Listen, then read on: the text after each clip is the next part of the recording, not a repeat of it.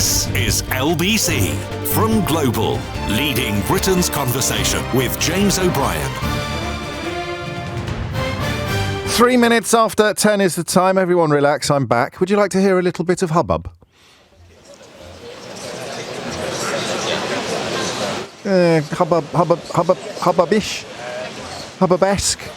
Not exactly full hubbub, Keith, but hubbubish nevertheless. That's an very odd word to say that. I'm not sure I've ever said it in my life before, or indeed ever will again. There was a branch of a brand, wasn't there, of bubblegum back in the day, I think. Keir Starmer is about to deliver a speech which Morning.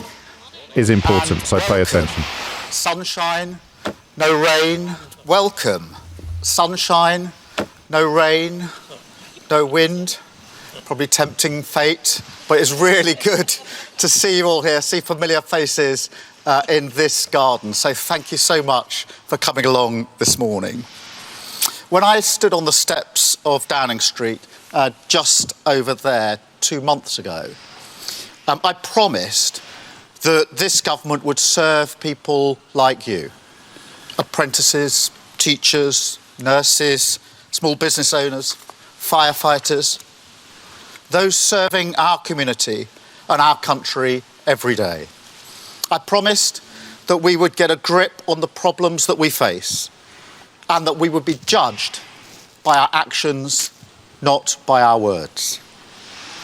I said before the election, and I say it again really clearly today, growth, and frankly by that I do mean wealth creation, is the number one priority of this Labour government. And that's why, in our first few weeks, we've set up the National Wealth Fund, because we want every person and every community to benefit. It's why we've unlocked planning decisions, because we're going to build 1.5 million new homes. It's why we set up Great British Energy, to create good jobs and cut people's bills. And it's why we ended the national strikes that have crippled our country for years. Because I defy anyone to tell me that you can grow the economy when people can't get to work because the transport system is broken, or can't return to work because they're stuck on an NHS waiting list. We've done more in 7 weeks than the last government did in 7 years.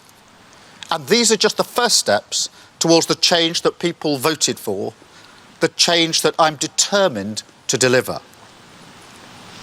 But before the election, I also gave a warning. I said change would not happen overnight.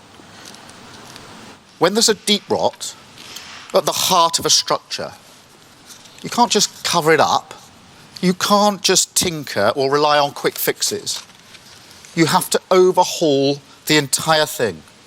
Tackle it at root, even if it's harder work and takes more time. Because otherwise, what happens? The rot returns in all the same places, and it spreads worse than before. You know that, I know that, and that's why this project has always been about fixing the foundations of our country. But I have to be honest with you, things are worse than we ever imagined. In the first few weeks, we discovered a £22 billion black hole in the public finances. And before anyone says, oh, this is just performative or playing politics, let's remember the OBR did not know about it. They wrote a letter setting that out.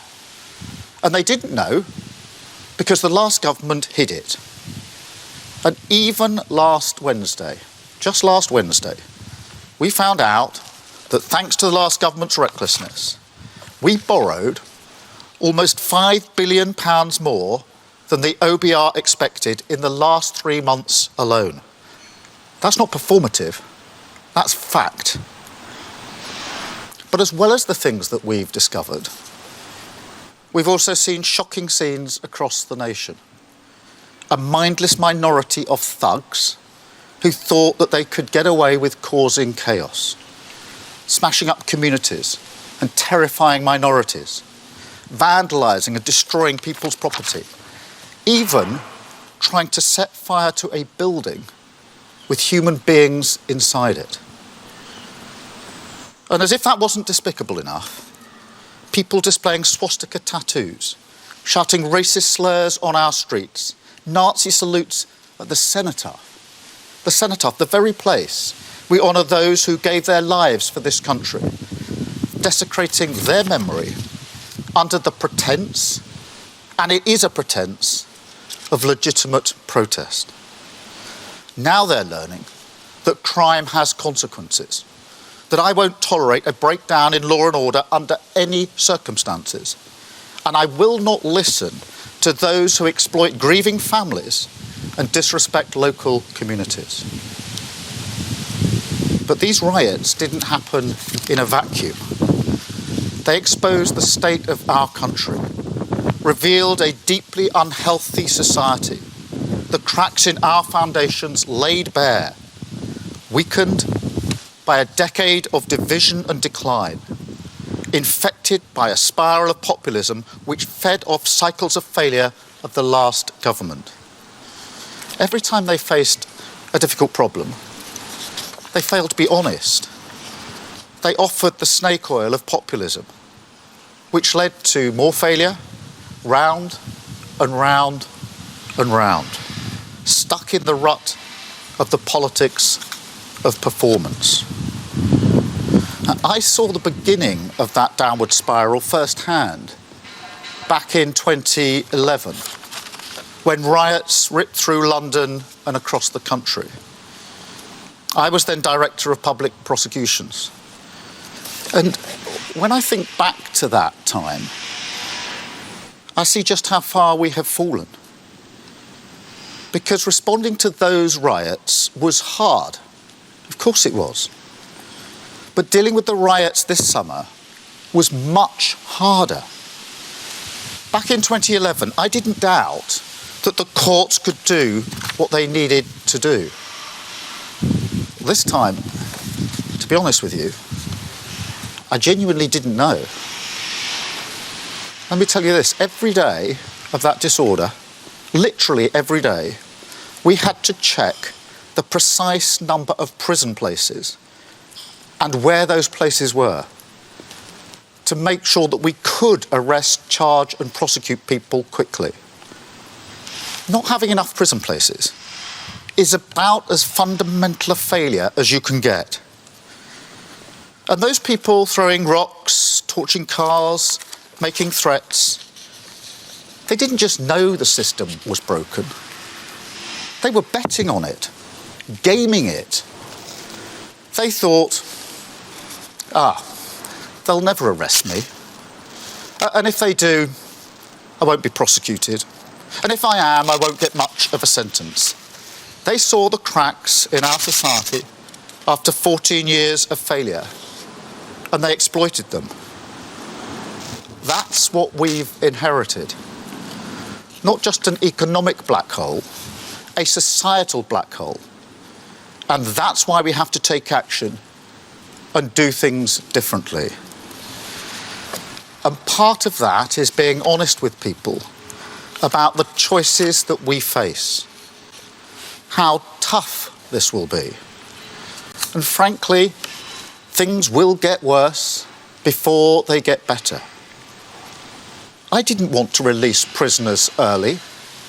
I was chief prosecutor for 5 years. It goes against the grain of everything I've ever done. But to be blunt, if we hadn't taken that difficult decision immediately, we wouldn't have been able to respond to the riots as we did. And if we don't take tough action across the board, we won't be able to fix the foundations of the country as we need. I didn't want to means test the winter fuel payment, but it was a choice that we had to make, a choice to protect the most vulnerable pensioners while doing what is necessary to repair the public finances. Because pensioners also rely on a functioning NHS, good public transport, strong national infrastructure. They want their children to be able to buy homes, They want their grandchildren to get a good education. So we have made that difficult decision to mend the public finances so everyone benefits in the long term, including pensioners. Now that is a difficult trade-off, and there will be more to come.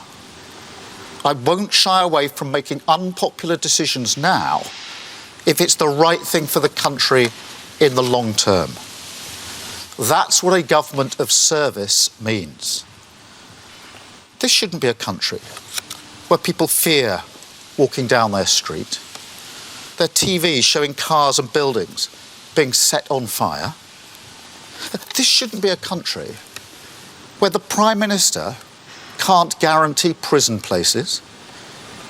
This shouldn't be a country where people are paying thousands more on their mortgages or waiting months for hospital appointments they desperately need, where our waters are filled with sewage, where parents worry that their kids won't get the opportunities that they did, where nothing seems to work anymore. So when I talk about the inheritance the last government left us, the £22 billion black hole in our finances, that isn't about a line on a graph. That's about people's lives, your lives. And the Tories are still not being honest. They know their recklessness cost them the election, but they won't accept the cost that they've inflicted on the country. And they won't apologise for what they've cost you. They're just still thinking about themselves.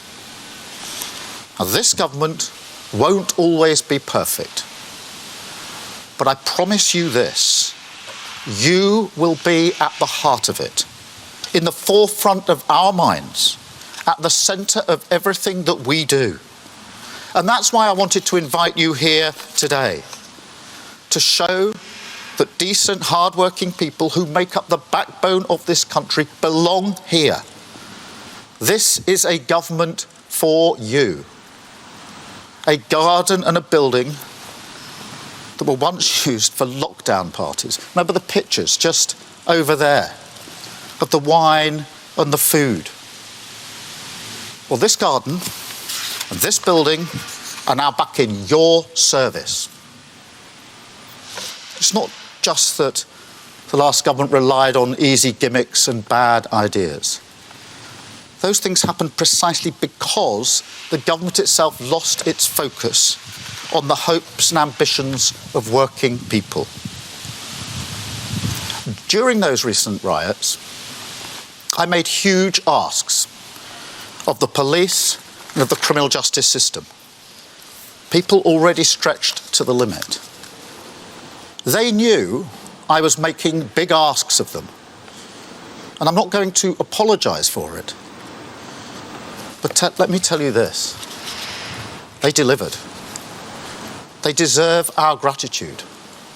And that's why I went to Southport, to Lambeth, to Belfast, to thank them personally, to shake the hands of the first responders who rose up to the ask I was making of them. They deserve a government that trusts them, supports them, and works with them. That is the sort of government that we will be. One that works with people, not does things to them. One that believes in hard graft, not gimmicks. Honest about the challenges we face and working tirelessly to fix them. And that is how we will always work. Now, next week, Parliament returns. The business of politics will resume. But it won't be business as usual, because we can't go on like this anymore. Things will have to be done differently. We will do the hard work to root out 14 years of rot, reverse a decade of decline, and fix the foundations. Between now and Christmas, we will carry on as we've started, action, not words. We will introduce legislation and take decisions to protect taxpayers' money, to take on the blockers by accelerating planning to build homes and boost growth. We will forward this autumn to harness the full potential of AI for growth and for the public good. We'll bring rail service into public ownership, putting passengers first. The biggest levelling up of workers' rights in a generation to give people security, dignity and respect at work. And Great British Energy will be owned by the taxpayer, making money for the taxpayer, producing clean energy and creating good jobs. That is our focus for the rest of the year. But I will be honest with you, there is a budget coming in October, and it's going to be painful. We have no other choice, given the situation that we're in. Those with the broadest shoulders should bear the heavier burden, and that's why we're cracking down on non-doms. Those who made the mess should have to do their bit to clean it up, and that's why we're strengthening the powers of the water regulator and backing tough fines on the water companies that have let sewage flood our rivers, lakes and seas. But just as when I responded to the riots, I'll have to turn to the country and make big asks of you as well, to accept short-term pain for long-term good, the difficult trade-off for the genuine solution. And I know that after all that you have been through, that is a really big ask and really difficult to hear. That is not the position we should be in. It's not the position I want to be in. But we have to end the politics of the easy answer that solves nothing. But I also know that we can get through this together. Because the riots didn't just betray the sickness, they also revealed the cure, found not in the cynical conflict of populism, but in the coming together of a country. The people who got together the morning after, all around the country, with their brooms, their shovels, their trowels, and cleared up their community. They reminded us who we really are. I felt real pride in those people who cleaned up our streets, rebuilt the walls, repaired the damage. And I couldn't help thinking about the obvious parallels. Because imagine the pride we will feel as a nation when, after the hard work of clearing up the mess is done, we have a country that we have built together, built to last, that belongs to every single one of us, and all of us have a stake in it. Our hard work rewarded a dozen times over, because we'll have an economy that works for everyone. An NHS not just back on its feet, but fit for the future. Streets that everyone feels safe in. No longer dependent on foreign dictators, because we're producing our own clean energy right here. And giving every child, wherever they come from, whatever their background, the chance to go as far as their talents will take them. I won't lose sight of that prize. I won't lose sight of what we were elected to do. And most importantly, I won't lose sight of the people that we were elected to do it for. You. This is our country. Let's fix it together. Thank you very much. 21 minutes after 10, you're listening to James O'Brien on LBC. Well, you're not really. You're listening to Keir Starmer on LBC, delivering a speech, and now he will take questions from the media. And I'll start, if I may, with Vicky Young from BBC News. Vicky. Vicky Young, BBC News. Prime Minister, you say that you want to be open with people, but some will think that you weren't honest during the election campaign about changes to, for example, winter fuel allowance. And many now want to know what the impact of the budget will be. So if you're being honest, can you tell them now what kind of tax rises you're considering? Well, two or three things Vicky to say about that in the first place. We were being honest about the situation before the election. We set out very clearly what we would be doing with tax rises. I made it clear on numerous occasions that national insurance, VAT and tax would not go up, the triple lock for working people, income tax. And that remains the position. I also set out that our plans were fully funded and fully costed. What I did not expect was a £22 billion black hole. And I know the Tories say that's performative. If it's performative, why didn't the OBR know about it? Look at that figure of 5 billion last week in 3 months. If that's performative, why didn't the OBR know about it? These are basic questions about what we have inherited. As I've just said, I didn't want to have to deal with the winter fuel allowance for pensioners. But we have to fix the NHS. We have to fix our homes, our schools. And pensioners rely on them in the same way as everybody else does. So I'm not going to preempt the budget, but I'm absolutely not going to accept that the inheritance that we have isn't anything other than dire, a £22 billion black hole. And I'll just add to that what I said about the prisons, because I obviously feel very strongly about this. To have to gauge every day of those disorders, when people are trying to burn down hotels, I'm having to look at lists of prison places and where we've got them because of the mess that we were left. That's disgraceful. No Prime Minister should ever be in that position when trying to deal with disorder. That's what we inherited. That's what we will fix. Thank you, Vicky. Anushka, please. Thank you. Anushka Astana, ITV News. Prime Minister, you talk about choices, and there are plenty of things you've chosen to spend money on.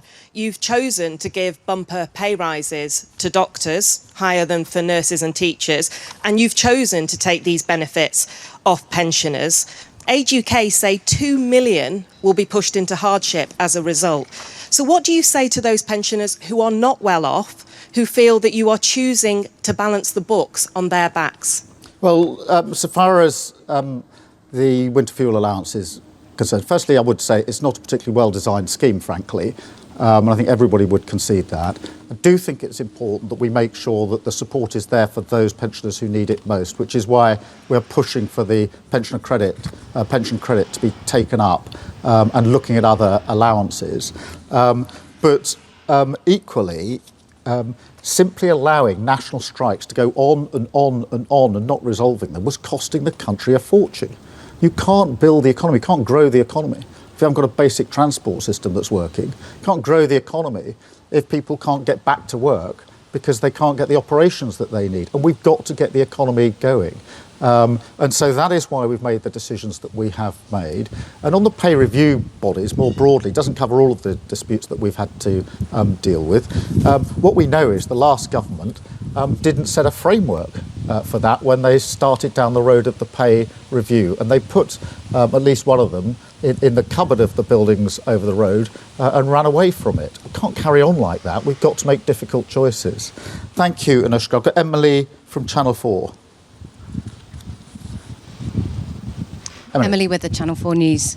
Prime Minister, on prisons, what guarantee can you give to the public that no prisoner who is let out early will go on to harm anyone?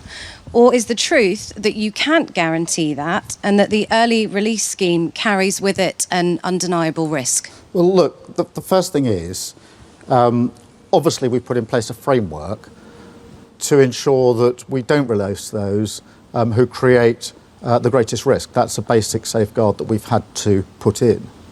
But I'm not pretending for 1 minute this is a decision I want to make. I spent 5 years prosecuting people and putting them in prison. The idea of releasing people who should be in prison because the prisons are too full and we don't have the places goes against everything I've worked for years. But we've got to face facts. They haven't built the prisons, the last government. They've pretended that you could have longer and longer sentences, send more people to prison, at the same time that you could veto or choose not to have a prison built near you. They were false choices, and here we are, without the prison places that we need. So, what are the options available to an incoming government? Let the prisons get so overcrowded that we can't arrest people and put them before our courts? Would that have worked in the disorder? I don't think so.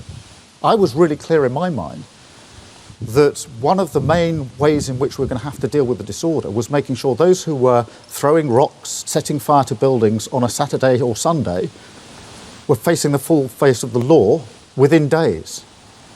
I had to create the conditions for that. Because the alternative, you would be putting a question to me saying, how come all these people in disorder didn't even get arrested, have not been put before the courts and can't be sentenced because we haven't got any places? This is not a decision that I wanted to take. It's not a decision that any Prime Minister would want to take. And I can't tell you how shocked I was when I discovered the full extent of what they've done with our prisons. And it's going to take time to fix it. I can't build a prison by Saturday. We will fix it. We've already taken the measures that are necessary to make sure we can get through the disorder. But I shouldn't be sitting in the Cobra room with a list of prison places across the country on a day-by-day basis, trying to work out how we deal with disorder. But that's the position I was put in, and it's frankly not good enough. Thank you, Emily. Beth. Thank you, Prime Minister. Beth Rigby, Sky News. Prime Minister, you say you want to build trust and be honest with people. You've got off to a bad start with pensioners who voted for you, and then you cut their winter fuel allowance, and it wasn't in your manifesto. You also said in the general election you had no plans to raise taxes beyond what you'd set out in your manifesto. Now you're saying something else. So can you please level with people? Are you going to raise taxes? And are you looking, when you talk about the broader shoulders, are you looking at taxes on working people? Or are you now looking at a range of wealth taxes on shareholders, homeowners, big business? Thank you. Beth, as I said in the campaign, in relation to working people, income tax, VAT, national insurance, we will not increase tax. I was clear before the election, I'll be clear again after the election. Obviously, the budget is in a number of weeks and the detail will be set out there. But I say again what I said before the election, which is we have to get away from this idea that the only levers that can be pulled are more taxes or more spending. Our number one mission is to grow the economy, to make sure that we are creating the money in the first place. That remains the number one mission. Nothing knocks that mission. And that's why it's really important we have a transport system that works. That's why it's really important we have an NHS capable of getting through the backlog. That's why it's important we have the National Wealth Fund, Great British Energy, that we unlock planning so we can get on. All of those decisions are decisions we've taken in the first 7 weeks to make sure we get the economy where we need it. But we're going to have to take tough decisions. I did not cater for a £22 billion black hole. And that's because it wasn't on the ABR's books. We were looking at the available, as you were, the available material. But it wasn't there. The OBR didn't know about it. That's why they're conducting a review, is to find out why they didn't know about it.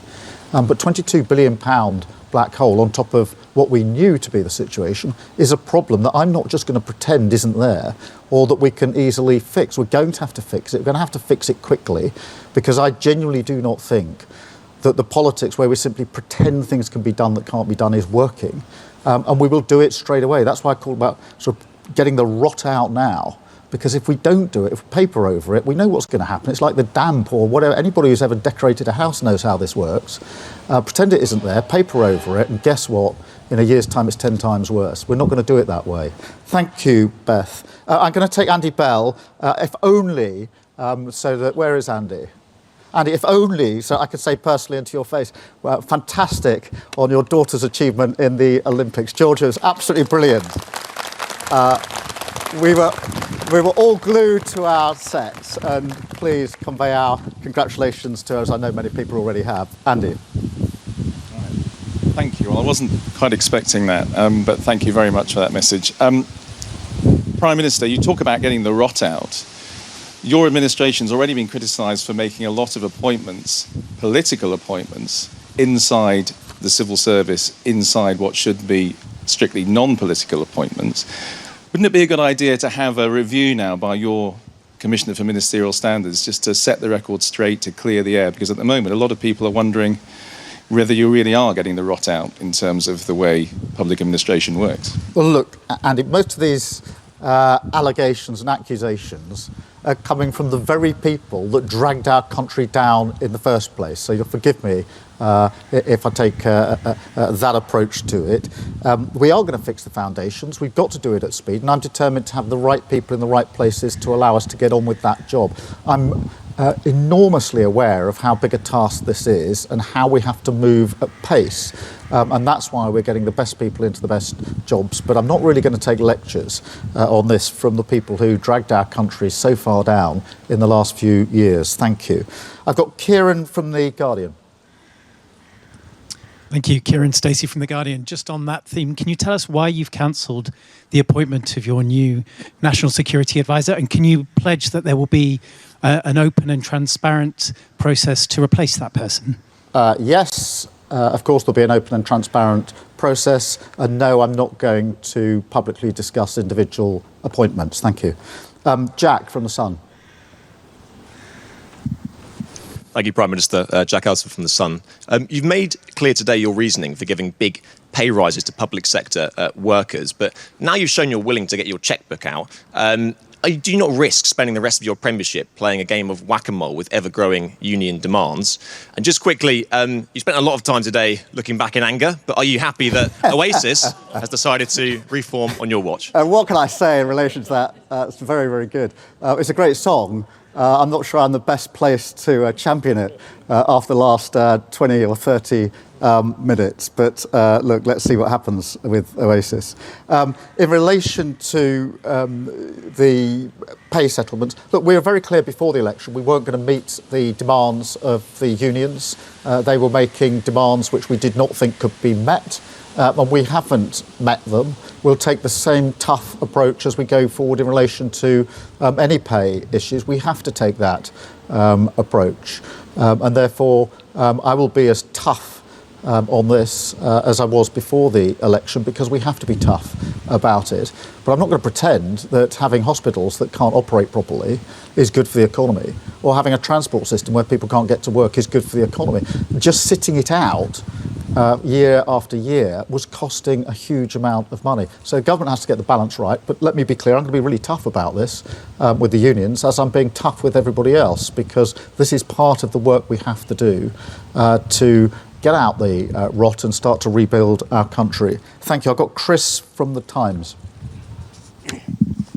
Thank you, Chris Smythe from The Times. Just to follow up Andy's question about the widespread concern of people with Labour links being appointed to the civil service, was your answer effectively that process doesn't really matter when the task is so urgent? And if you are talking about honesty and service, can you not just explain why you appointed some of these people, why Lord Ali, for example, had downstreet past what he was doing here? And again, on Beth's theme, you said clearly wealth taxes are in the frame. Are you also saying to people that further spending cuts are also being looked at? Well, let me be clear. I wasn't saying process doesn't matter. I think you and others have heard enough from me over the years to know that process does matter to me. Procedures do matter to me. And I'm absolutely determined to restore honesty and integrity to government, because I think that is core to ensuring that people appreciate that politics can be a force for good. I think one of the reasons people have been disillusioned, disaffected, if you like, in recent years is because they can't see politics as a force for good. So that process and procedure and doing things properly matters to me beyond the fact that it, as it were, should be done properly. I think it's core to politics. So I didn't mean that. And look, if you take Lord Ali, he's a long-term donor and contributor to the Labour Party. He was doing some transition work with us. He had a pass for a short-term time to do that work. The work finished, and he hasn't got a pass. That's the state of affairs. And the second bit of your question, I'm so sorry. Well, look, I mean, try as you might, I'm not going to preempt the Chancellor in relation to the budget. I am indicating there are going to have to be tough choices. Obviously, we made commitments in relation to tax on working people in the election, which we intend to honour. And I frankly don't want to have to take the tough decisions that we're going to have to take, but I'm not going to shy away. I genuinely think one of the problems in politics has been people standing at podium like this, pretending that hard choices don't need to be made, or pretending or knocking things down the road. We've seen, I don't know how much, just knocked down the road, the other side of the election, get it somewhere else, don't take the decision. That's what happened with prisons. Decision should have been taken a long time ago. But each month it was just knocked another month, hoping somebody else would pick up the mess. We can't go on like that. So we're going to have to grip it. And I want to grip it early. And that's why I said in my speech, if we have to make unpopular decisions now, in the short term, to make sure the long term we can actually do the change that we want to do. The 5 missions in terms of rebuilding this country are really important to me. But I know I'm not going to be able to do them if I don't clear out the rot first and take those tough decisions. Thank you. I've got Daniel from The Telegraph. Hello, Daniel Martin from The Telegraph. How can you justify strike agreements with the unions when there's no it doesn't include any agreement to increase productivity? And secondly, on Ukraine, do you believe that Ukraine has the right to use Storm Shadow in Russia? Let me deal with both aspects of that. Look, we came to settlements on the pay disputes, which I think people would say were fair. The rate, what was asked was not what was given. There was clear negotiation in those discussions. And as I say, we can't pretend that strikes, which have been going on a long time, are doing anything other than holding our country back and costing us a future. There's no neutral cost to this. In relation to Ukraine, as I've said many times, the position of this government is no different to the position of the last government. No new decisions or different decisions have been taken. We have put additional resource in terms of what we're providing, both money commitments and weapons commitments. I'm not pretending the last government wouldn't have done that, by the way, because I genuinely think one of the good things about recent years in relation to Ukraine, and there's not much good that can be said of it, is that there's been a unity in Parliament on that. And as I've said to President Zelensky and the people of Ukraine, we will stand with them for as long as it takes. I'm not going to get into tactical questions about the use of weapons for reasons that I know you'll understand. David from the Mirror. Thanks, Prime Minister. Dave Boak from the Daily Mirror. Prime Minister, on the subject of hard choices, will safe and legal routes be extended on your watch, and do you think this can play a role in stopping the boats? Well, so far as stopping the boats is concerned, we have got to take down the gangs that are running the vile trade in the first place, which is why we're setting up the Border Security Command. It's why when we had the European Political Community meeting just 2 weeks after I was elected, and we had 46 European leaders to Blenheim, I discussed with them in some detail how we would work better together to take down the gangs that are running this vile trade in the first place. I'm absolutely clear in my own mind that that's how it will be most effectively done. Just as in the recent riots, I drew on my experience of 2011 in terms of what worked to deal with the riots. So with the gangs that are running this vile trade, drawing on my experience of having taken down terrorism gangs, those that smuggled guns and drugs, I think that the same can be done with those that are running this vile trade. Thank you. And then Lucy from the FT. Thank you, Lucy Fisher. Prime Minister, you've spoken today about restoring honesty and integrity to government, and in your manifesto you pledged to establish a new independent ethics and integrity commission with its own independent chair. You've been in Downing Street for more than 50 days now. Can you commit to telling us when you're going to launch this commission?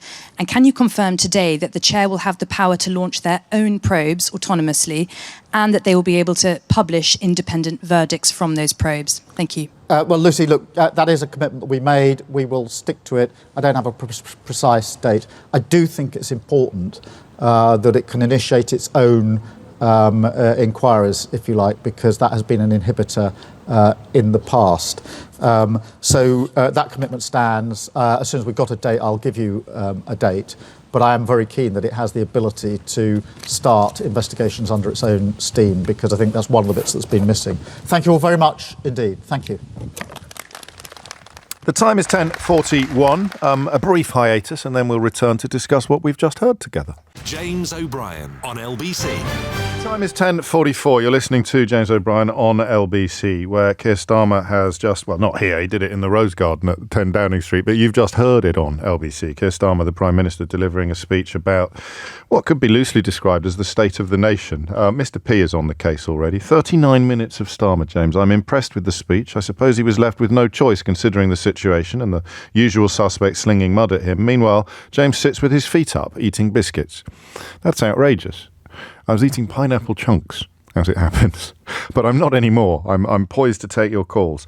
I don't know if you remember Rishi Sunak's opening speech when we talked on the programme for about an hour and a half about the importance of optimism in politics and the possibility of the grown-ups having returned to the room. In retrospect, it was an incredibly naive, not to mention ridiculous perspective to take, and he almost immediately gave the lie to any hope that he was about to embark upon a different course by bringing Suella Braverman back into the cabinet, a woman whose name became a byword for everything, really, that was wrong with the last several administrations. And I'm reminding you of that because I am slightly conscious of what we could call Idiot's Corner. I wanted Rishi Sunak to be good because I'm a patriotic resident of this country, and by patriotic I simply mean I want what's best for myself, my family and my fellow citizens. So I remind you of that because I feel like that again today, even though Keir Starmer is from a very different political party, from the most different political party.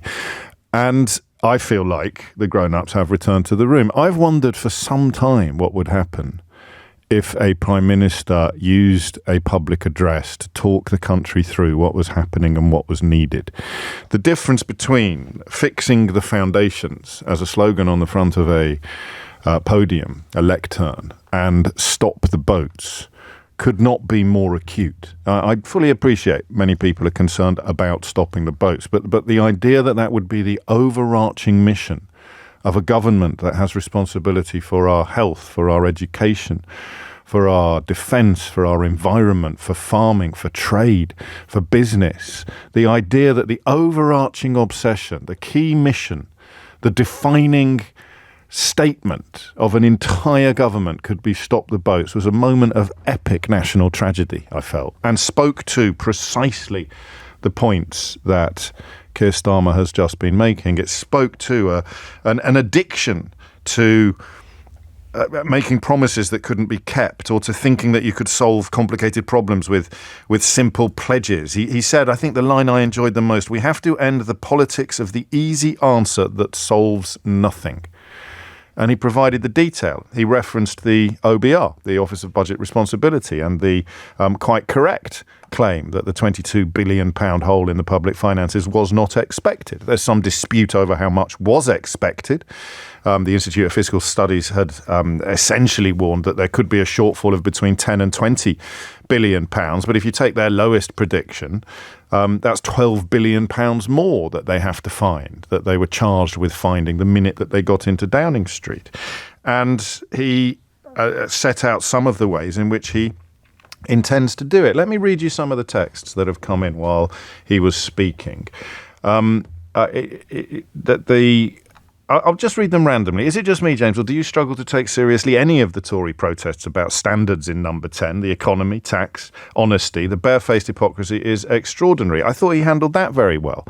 I haven't really followed the Wahid Ali story, the TV and business executive who was a fundraiser for the Labour Party and had a pass into Downing Street last month while he was also, I think, organising a party for other fundraisers. So as far as I could tell, everyone's getting their knickers in the twist about the fact that he had access to the barbecue in the Downing Street garden. And the people telling you to get your knickers in the twist were the ones that were supremely relaxed about Boris Johnson putting the son of a KGB spy, now sanctioned in many countries, the father, the spy, into the actual House of Lords. So I think that's what Alan is referring to. Loz says, this is the sort of candour that will win people over. If he wants us to believe again, he needs to keep this energy going. Brilliant speech, giving me some hope. That's Paul in Crowborough. Ian says, I'm loving this.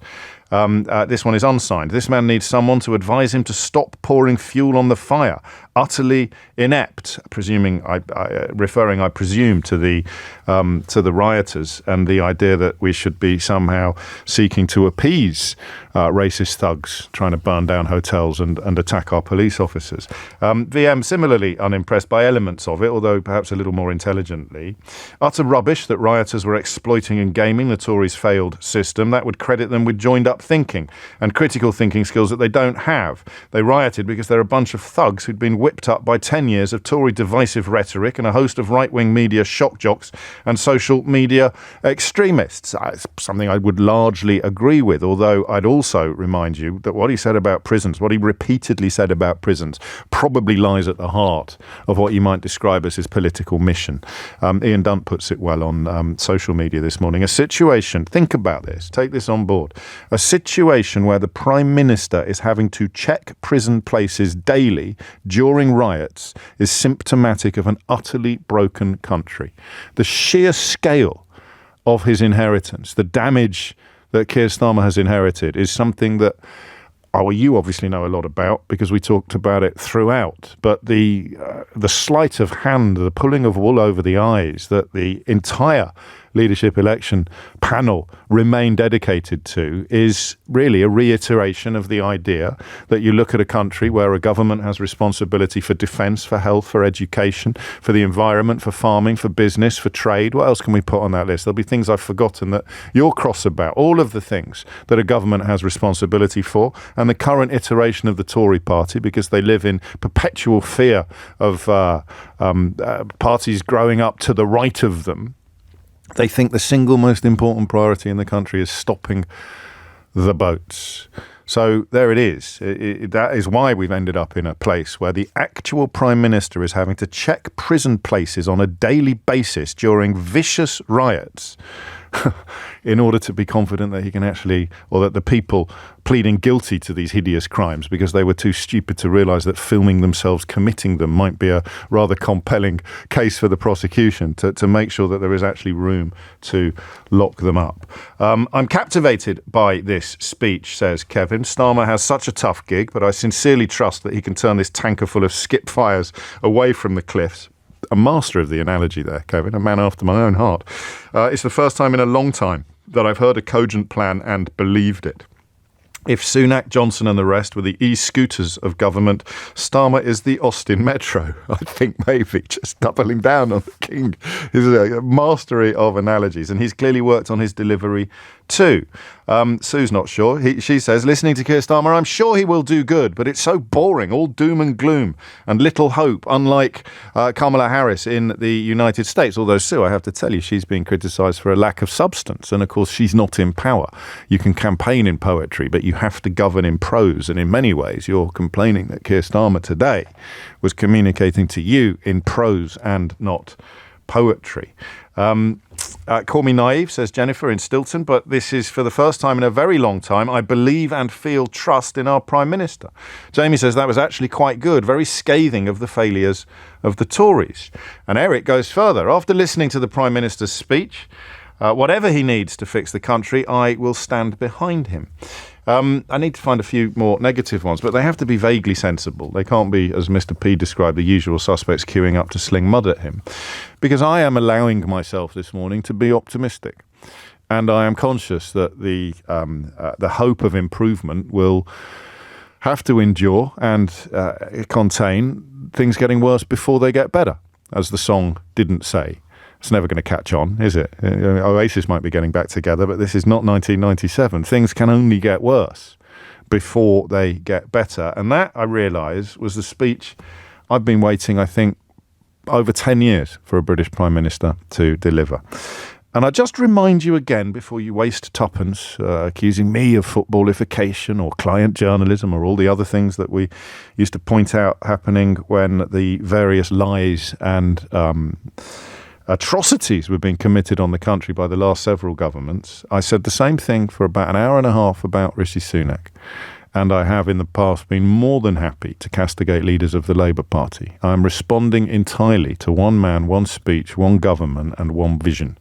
And I really, really like what I see. And I can't articulate to you how weird that feels. I can't articulate to you how scared I am even to say those words out loud. How many times have we referenced that brilliant line in the film, the John Cleese film Clockwise, about it being the hope that gets you? I can cope with the despair. I can cope with the despair. It's the hope that gets you. And there hasn't been any hope. You've got people prominent on the political stage dedicated to breaking things. The equivalent, if you like, of the Farage rioters, the people who have gone from setting fire to our membership of the European Union and now want to set fire to our membership of the European Convention on Human Rights to bring us down to the level of Russia and Belarus. And we have had government after government after government who were dedicating all of their energies to appeasing people like that. Keir Starmer barely acknowledged their existence today because he was busy talking about apprentices. And he was busy talking about firefighters and police officers and doctors and nurses and healthcare professionals and you and me and people that actually want to be governed, who don't wake up every morning gnashing their teeth about the possibility of some desperate soul launching a dinghy from Calais in the hope of arriving in Dover and almost certainly, according to all statistical evidence, having an asylum application that is entirely justified. He talked about fixing the foundations. He talked about unpopular decisions. He talked about building 1.5 million new homes. He talked about ending strikes that had crippled the country for years. He talked about setting up Great British Energy. He talked about having done more in 7 weeks than 7 years. And I felt with every sentence, with every paragraph, I felt a little bit of my determination to come back from the speech cynically and sceptically and throwing rotten tomatoes at the Prime Minister. I felt it seeping away. I don't like the winter fuel decision. I don't like means testing in general. I don't like it in particular if, as is predicted, it's going to hurt some of the more vulnerable, some of the most vulnerable people in our society. But I'm not taking lectures on how bad a policy it is from the people who presided over an economy that necessitated the invention of warm banks. The idea that anybody involved in the last several governments has any leg, any limb to stand on when it comes to criticising Keir Starmer for choosing people he believes are best capable of absorbing the financial penalty of losing a benefit it's palpably absurd. I thought the questions from the media were really interesting. They weren't quite sure where to go because it was as if a headmaster had delivered a speech about school curriculum policies, and therefore they can only really ask questions about school curriculum policies. They can't ask stupid questions about the latest populist snake oil that's being set up by various politicians who were more concerned with their own leadership ambitions than they were with the actual state of the nation. And that's the phrase we keep coming back to. The state of the nation. I wrote a book called How They Broke Britain, right? I wrote, and you know, it details, in some cases forensically, a lot of the reasons behind and causes of the malaise that Keir Starmer describes. It doesn't go in hard on prisons, but it looks at how austerity combined with populism, combined with utterly inadequate politicians up to and including the status, the position of Prime Minister, all congregated in the same space to create a country that was surreally divided between those of us who could see what was going on, those of us who have been supremely unsurprised to discover that the prisons are utterly unfit for purpose, and those who've been insisting for years that everything's absolutely brilliant and Boris Johnson is the finest Prime Minister this country has ever seen, or that Liz Truss was more sinned against than sinning. And although he rightly laid out the charges against his predecessors, laid out the charges against the Tories, that was a speech from a Prime Minister who's got 4 or 5 years ahead of him to at least begin to do the things that he is promising to do. It was not a speech from a Prime Minister who's worried about an attack from his own front bench, who's worried about a leadership challenge or demands from a congregation of backbenchers that you hit the road sooner rather than later. That was a boring speech by a boring man dealing with the boring business of getting Britain back on its feet.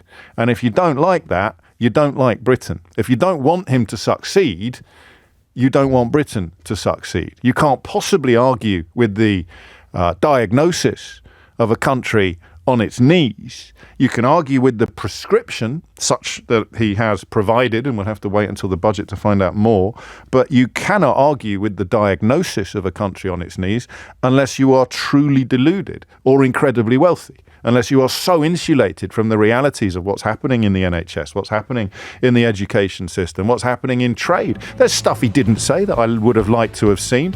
You can tell Keith thinks I've gone on a bit because he just turned up the music in the background. I would have liked a little more on Brexit. I don't understand how you can talk about a £22 billion deficit without acknowledging the role that Brexit has played in robbing our businesses of the opportunity to trade easily with many of our partners. But I wasn't sure what I was going to do this morning. I wasn't sure what he was going to say, and I wasn't sure whether I was going to allow my natural cynicism to overcome my natural optimism. I'm not. I think that was absolutely marvellous. And it is a very, very long time since I have felt that we have someone in the driving seat of this country who actually has a bloody licence. James O'Brien on LBC.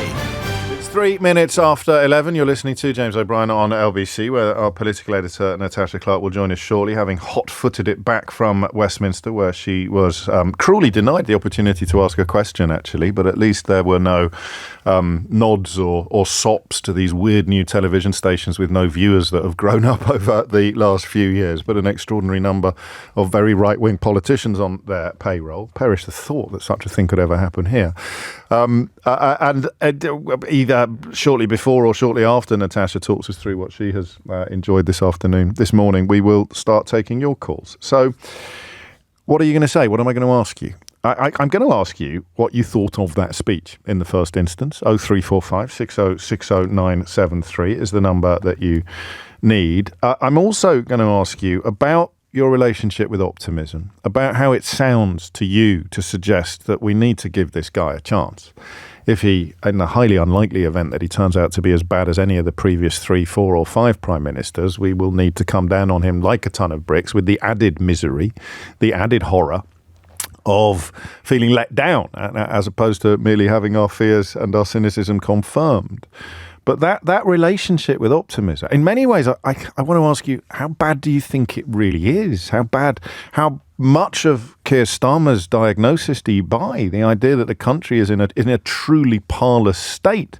I buy almost all of it, but I could be wrong. He could be wrong. He says he's not being performative. He says he's not politicking, but in a way, politicians are always politicking. So what did you make of that speech? 0345 6060 973 is the number that you need. Hit the numbers now, you will get through. Also, what are the chances? This is what I really want to know. And in some ways, this is where I may have to throw a couple of eyes towards Idiot's Corner on my inbox. And by that, I mean people that will never be part of a process of unity and progress. How feasible is it? How possible is it that he can, with the exclusion of the kind of people either drawn to or sympathetic to the race riots that we saw on our streets earlier this month, with the exclusion and exception of them and their friends in the media and in Westminster, how likely is it that he can assemble enough sort of public support for a program of it's going to get worse before it gets better in the current climate? For a start, I would argue if you're on social media, if on Elon Musk's platform, it's probably going to be impossible to recognize the world that he described, because it is increasingly subsumed in a swamp of lies promoted up to and including the man who owns the platform, and sort of appalling race baiting, appalling racism. So the idea that he should not be prioritizing essentially racist policies over policies that will improve our lives is something that isn't going to land in the darkest sewers of social media. But is it going to land with you? Is it? Do you think he can pull it off? 0345 6060 973. He's in now for 5 years maximum, 4 years, 4 to 5 years.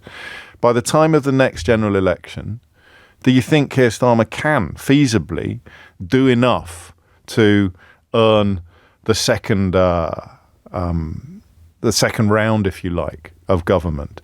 And that concludes the optimism and the support from me, because I want you now to start popping Keir Starmer's balloons. I want you to pick holes in what you've heard. I want you to tell me why you don't rate him based on what we have heard this morning and what we have seen so far. I'm not going to lie to you. I find the idea of someone preferring Boris Johnson or Liz Truss or Rishi Sunak to what we just witnessed almost impossible to credit. I find it almost impossible to comprehend how you could be more uplifted, more enthusiastic, more supportive, if you like, of programs that were almost entirely bogus or divisive or snake oil, built on snake oil, than somebody simply saying, I've got a really tough job to do and I'm going to do my best to do it, and not seeking to blame everything on people in the most vulnerable corners of our various communities. So I feel free to start lobbing your rotten tomatoes at what you just heard from the Prime Minister. The time is 7 minutes after 11. And if you ring in now, you can book your place, and I'll start taking your calls after we've spoken to Natasha Clark. What did you think of that? Well, not just the content, but also the principle, the precedent of a Prime Minister taking the decision to stand in the Rose Garden and talk directly to you about the challenges that he faced and what he was intending to do about them. I want your kind of state of the government speech in response to Keir Starmer's State of the Nation speech. 8 minutes after 11 is the time. If you hit the numbers now, you will get through. 0345 6060 973 is the number that you need. Response coming into the studio, mostly positive. Brilliant speech, says Ruth. I understand it's going to be tough, but it's a huge relief that we are being treated like adults and being informed instead of like toddlers being appeased. That's a brilliant line. That's pretty close to what I feel this morning. And Kevin says, I wish Starmer had said something like, the citizens of this country have been lied to, misinformed and mistreated for too long. I am telling you the truth, and this is what it feels like. And yes, sometimes it is tough to hear. I'm not going to lie to you, Kevin. I thought that is what he said, to be honest with you. I think that's exactly where he went. And Wendy adds, what a breath of fresh air Keir Starmer is. The adults are back in the room. Tracy said, I expected it to be sobering. I expected to feel frightened and a bit angry, primarily because of the withdrawal of winter fuel payments. And I am still angry about that, if I'm honest. But I felt a little bit uplifted. I really trust this man, and I don't expect him to let us down. I voted Lib Dem in the general election, but he has my faith, and I have his back. James says, give me a boring Prime Minister any day over a performative clown show that was the last few governments. It's great to see the adults back in charge. And that was the best speech I've heard from Keir Starmer ever. I don't know how high praise that is, given the previous performances from the government now, from the Prime Minister. I nearly said the leader of the Labour Party, but there it is. So obviously there are people who are furious that he hasn't rebuilt Jerusalem in his first 2 weeks or 2 months in the job. But the general feeling is, from people responding to what they heard this morning, as opposed to simply reiterating what they have been saying and thinking, if that's a correct word to use, for the last 20 years, the general feeling is that went pretty well. In fact, Mark is already confident enough to start making jokes. Good morning, James. I'm afraid I can't take Keir Starmer seriously because he didn't deliver his speech while hiding in a fridge. It's an amateur's mistake. Linda says, I'm encouraged by listening to Keir Starmer. When we had the Conservatives in power, I felt we were in an abyss. The country was going down. I felt like it was broken and we were a laughingstock all over the world. So I feel energised. Fingers crossed that he can lift the country up. And that brings us back to the question we will concern ourselves with moving forward. Do you think he can? Do you think he can? So a little bit of analysis of what we've just heard, and we'll start that with Natasha shortly. And then looking at the road ahead as opposed to the rearview mirror. Do you think he can? Do you think Keir Starmer is up to the job that he has set himself? Are you absolutely out of puff, Natasha Clark? I don't know. What do you think? Did you run all the way from Downing Street to Leicester Square? Not all the way. It's a fair old but stretch. a lot of the way. Do you have a Fitbit?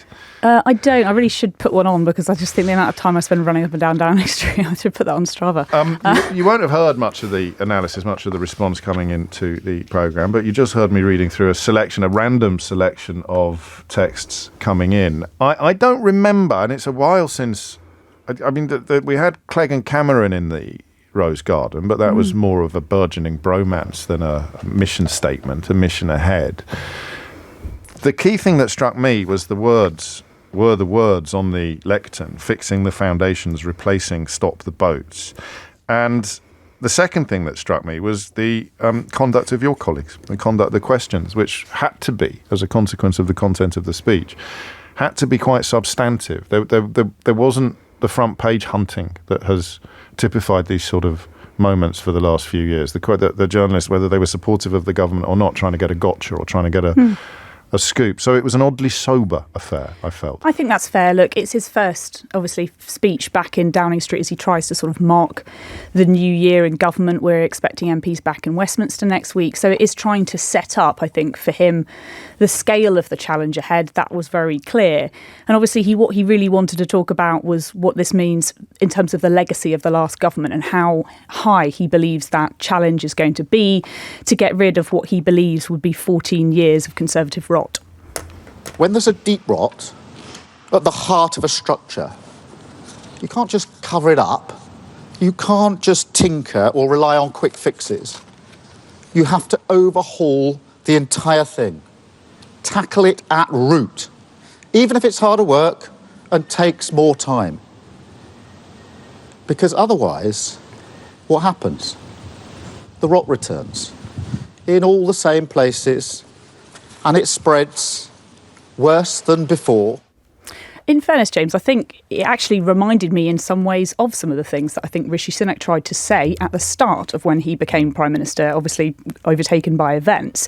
But in the reappointment of Suella Braverman 2 or 3 hours later, which gave knocked the gloss off all of his promises of change. But yes, I said that oddly at the outset. What I mean by that is, Rishi Sunak talking about making the difficult long-term decisions for the future because they're the right decisions. That's what Keir Starmer, I think, was trying to do with his speech, talking about how the government will do that hard work.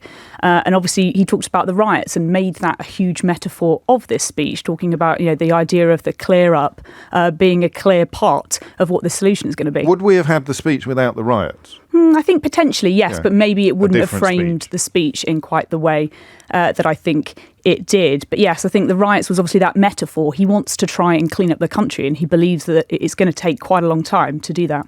We've also seen shocking scenes across the nation. A mindless minority of thugs who thought that they could get away with causing chaos, smashing up communities and terrifying minorities, vandalising and destroying people's property, even trying to set fire to a building with human beings inside it. And as if that wasn't despicable enough, people displaying swastika tattoos, shouting racist slurs on our streets, Nazi salutes at the cenotaph, the very place we honour those who gave their lives for this country, desecrating their memory under the pretence, and it is a pretence, of legitimate protest. Now they're learning that crime has consequences, that I won't tolerate a breakdown in law and order under any circumstances. That was a pretty interesting line from Keir Starmer, wasn't it? Obviously, you would expect the former director of public prosecution to say something like that, but it's clear that law and order and crime is going to be a really big part of now his tenure in Downing Street, and potentially, not saying it wasn't important before, but the summer of unrest has made that something that needs to be at the forefront of his mind. But I think that the stark headlines that we're going to see in tomorrow's papers, James, are going to be all about the budget, isn't it? About those painful decisions that he says are going to have to come down the track. And he's talking about how those with the broadest shoulders need to bear that burden, talking about the winter fuel allowance, which we know he's going to scrap for millions of pensioners as well, saying that's the thing that he needs to do if he needs to make those political choices to put more money into the NHS, to schools, to give kids the life chances that he says they need. He's going to have to take some of those difficult decisions to take money away from pensioners. And, he was quizzed on the idea that he is making political choices at the moment. And I think when MPs come back next week, we will see a little bit more from MPs about how they really feel about some of these political choices. The idea of giving, some people say, bigger pay rises to some of the unions. Some of the workers. Sure, but also giving doctors different pay rises to train drivers, and he's making those political choices. And I think a lot of people are going to have something to say about that, and have something to say about the idea, whether you agree with it or not, about taking money off pensioners, to give pay rises, to put money into other areas, to put VAT on private school fees, all of those things. Those are the choices he's going to have to make. That's the ankle, isn't it? Whether it's an Achilles heel or not, time will tell. But it was interesting how many of the questions went in on that. And I've heard people who know what they're talking about contending that there's a U-turn on the way. I think he probably gave the lie to that prospect, at least in the short to middle term. Well, he did say that he is going to be looking at ways to, I can't remember what the phrase was, it's something like mitigate the impacts of the winter fuel allowance. And I spoke to somebody in government today who, there is a report in the Financial Times today that says they could be extending what's called the Household Support Budget Fund. That, I'm told by government sources, is being considered. So there could be some mitigating impacts to try and soften the blow a bit. But the Prime Minister said mitigations. That's going to get all of us looking at what else could potentially be done. There was an idea that they could potentially stagger some of those payments in order to give it a little bit of a taper, to give it off, to try and... Which is always the sort of holy grail when you're doing means testing. Exactly. The taper is sadly often more expensive than the money that it would redistribute. And that's the point, isn't it? I mean, that's a political decision that many of his own members, many of his own MPs won't like. But and Number 10 are very aware and I think alive to that. There are definitely people in government who are worried that this could be something that they could have to move on. It's still politics as we haven't seen for a long time. It's not a slogan. It's a deliberate attempt to take money from this constituency of people and put it there instead, because the finances are not infinite. It's not rhetoric. It's not sloganeering. It's the politics of detail, and that's, I think, what I found refreshing about the entire speech. And of course, as many of my texters are pointing out, pensioners are going to be treated by the doctors who have just received a sort of morale-boosting pay rise. You know, he wanted to make that case, didn't he? He wanted to sit there and say, actually, look, this is the political choices, but pensioners use all of these public services too, and they are all vital to our future. So yes, but I think, you know, the honeymoon for Keir Starmer is going to come to an end, I think, in the next few weeks, in terms of his own MPs starting to pile a little bit more pressure on some of these decisions that he's making. Splendid, thank you. Why didn't you get a question? Who do I write to? You can write to Downing Street. I've been promised one at the next one. Have you? Yes. Good. I'll make it a good one. Natasha Clark, LBC's political editor, who, if I hadn't very unprofessionally revealed it, you never would have known had a heart rate approaching the apocalyptic, having sprinted like Georgia Bell. That was a lovely moment, wasn't it? That was really nice. That was very actually. human. That was quite sweet. That was very human. He was trying to soften him up to ask him, I know, but ask him a lovely Andy question, Bell but it wasn't didn't having work, any. did it? No, he went straight in with his studs up. Right, your reactions to this. Yeah, and listen, I'm in the interests not only of balance, but also of engaging radio. I am actively and enthusiastically encouraging you to ring in and call me an idiot. Not literally, that would be a little bit unpleasant for a Tuesday morning, but why that was not a speech that speaks, at least for now, to the possibility of maturity, intelligence, Hey, you know what it was, don't you? You know what that speech had, right? You know that, yeah? Integrity, professionalism, and accountability. The problem is, you remember what happened last time we heard those words. James O'Brien on LBC. It is 22 minutes after 11, and it is a morning for cautious optimism. At least it is in my mind. What is it in yours? Andreas is in Oxford. Andreas, what would you like to say? Hi, good morning, James. I think, cautious optimism is definitely the right word. I mean, I'm sorry to disappoint you. I'm definitely not going to be calling you an idiot, because I get often referred to as a poor man's James O'Brien with my own views.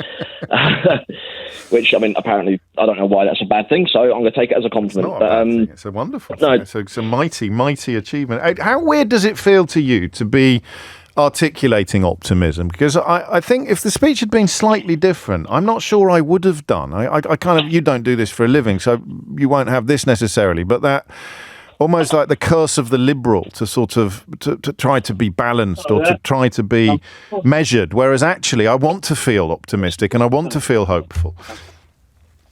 Yeah. Sorry, I just got the postman at my door, sorry. That's all right. There we go. Thank you, buddy. So, yeah, I think it's... You can tell we're live. What did you get? What are you getting? What's he delivered? Oh, just letters, bills, and everything else that happens in everyday life. There you go. So how does it feel? What's your relationship with optimism after the last 4 or 5 prime ministers that we've had? Well, I've never been one to vote, especially when it comes to Tory and Conservatives, since they've got a much more detailed history of, telling non-truths and giving false promises, like a certain Farage that we won't mention. But I think it's. I'm very aware that this could go slightly wrong. How could it go wrong? Do you think? I mean, in terms of because that's a great sigh, because he's not going to bring Suella Braverman back, is he? He's not going to do something that just immediately demolishes any semblance of integrity, professionalism, and accountability. They're desperately trying to turn some probably slightly ill-advised personnel decisions into huge stories, but the people doing it were the people who gave a free pass to Boris Johnson when he put the son of a KGB spy in the House of Flipping Lords. So nobody sensible is going to fall for that. If we were to call ourselves the sensibles, what would early failure look like? What could it? How? Because I'm not sure I can answer that question. No, I think in terms of, I mean, what you could consider an early failure, I guess, would be, you know, the removal of the winter fuel allowance for the elderly. I think that's an early misstep in, like, just my opinion of it. I think there's a lot. Obviously, I know. Talked about that at the end of last week. It'd be interesting to see what the public feeling does. It'll be interesting to see how the momentum of objection gathers. I'll tell you what it does, Andreas. It speaks to the critique coming from the left, not the right, in terms of things that could go wrong for him. It is arguably being illiberal on law and order, which right-wing people like, or being, as you say, unwise on the removal of the winter fuel allowance for approximately 10 million pensioners, many of whom will notice it, even if it won't have a particularly profound effect upon their finances. But the figure for whom it will have a potentially profound effect could be as high as 2 million. So they get 880,000 people eligible for it but not currently claiming it signed up, and that figure comes down to around 1 million. And if Keir Starmer is portrayed as sacrificing the welfare of 1 million old age pensioners upon the altar of pay rises for, and you know how hard the right wing works then to demonise the public servants or the workers in previously or currently public sector jobs, like doctors and nurses and train drivers, that I don't know. I mean, 1 million pensioners rendered slightly worse off in order to contribute to a process that will see doctors hopefully stop leaving the profession in their dry. It just depends how it's sold. Thank you, Andreas. John's in Liverpool. John, what would you like to say? Hi, James. Hello, mate. I'll say this, I've been a Labour voter all my life, but I'm having doubts about Steer Karma now. Steer Karma. Was that deliberate or accidental? No, you just said to that guy there, I want to hear from the public. No, did you say Steer Karma by accident or on purpose? Well, it was a mistake. No, I love it. Go on. I thought it was. Sorry, carry on, John. I won't interrupt you again. I'll get back to the point. You just said to that guy, I'd like to see what the public think of this. Yes. Isn't it funny? It wasn't in his manifesto because about taking the winter fuel from the pensioners. But the whole point of the speech was to stress that the £22 billion hole in the public finances was unexpected. So in a way that gives him a free pass on manifesto pledges, in a way. Yeah, do you think in 4 years or 5 years when he's up for parole again, and I say that sarcastically, Yeah. When he's up in 4 or 5 years, do you think the pensioners are going to stand by him again? I don't know. Do you?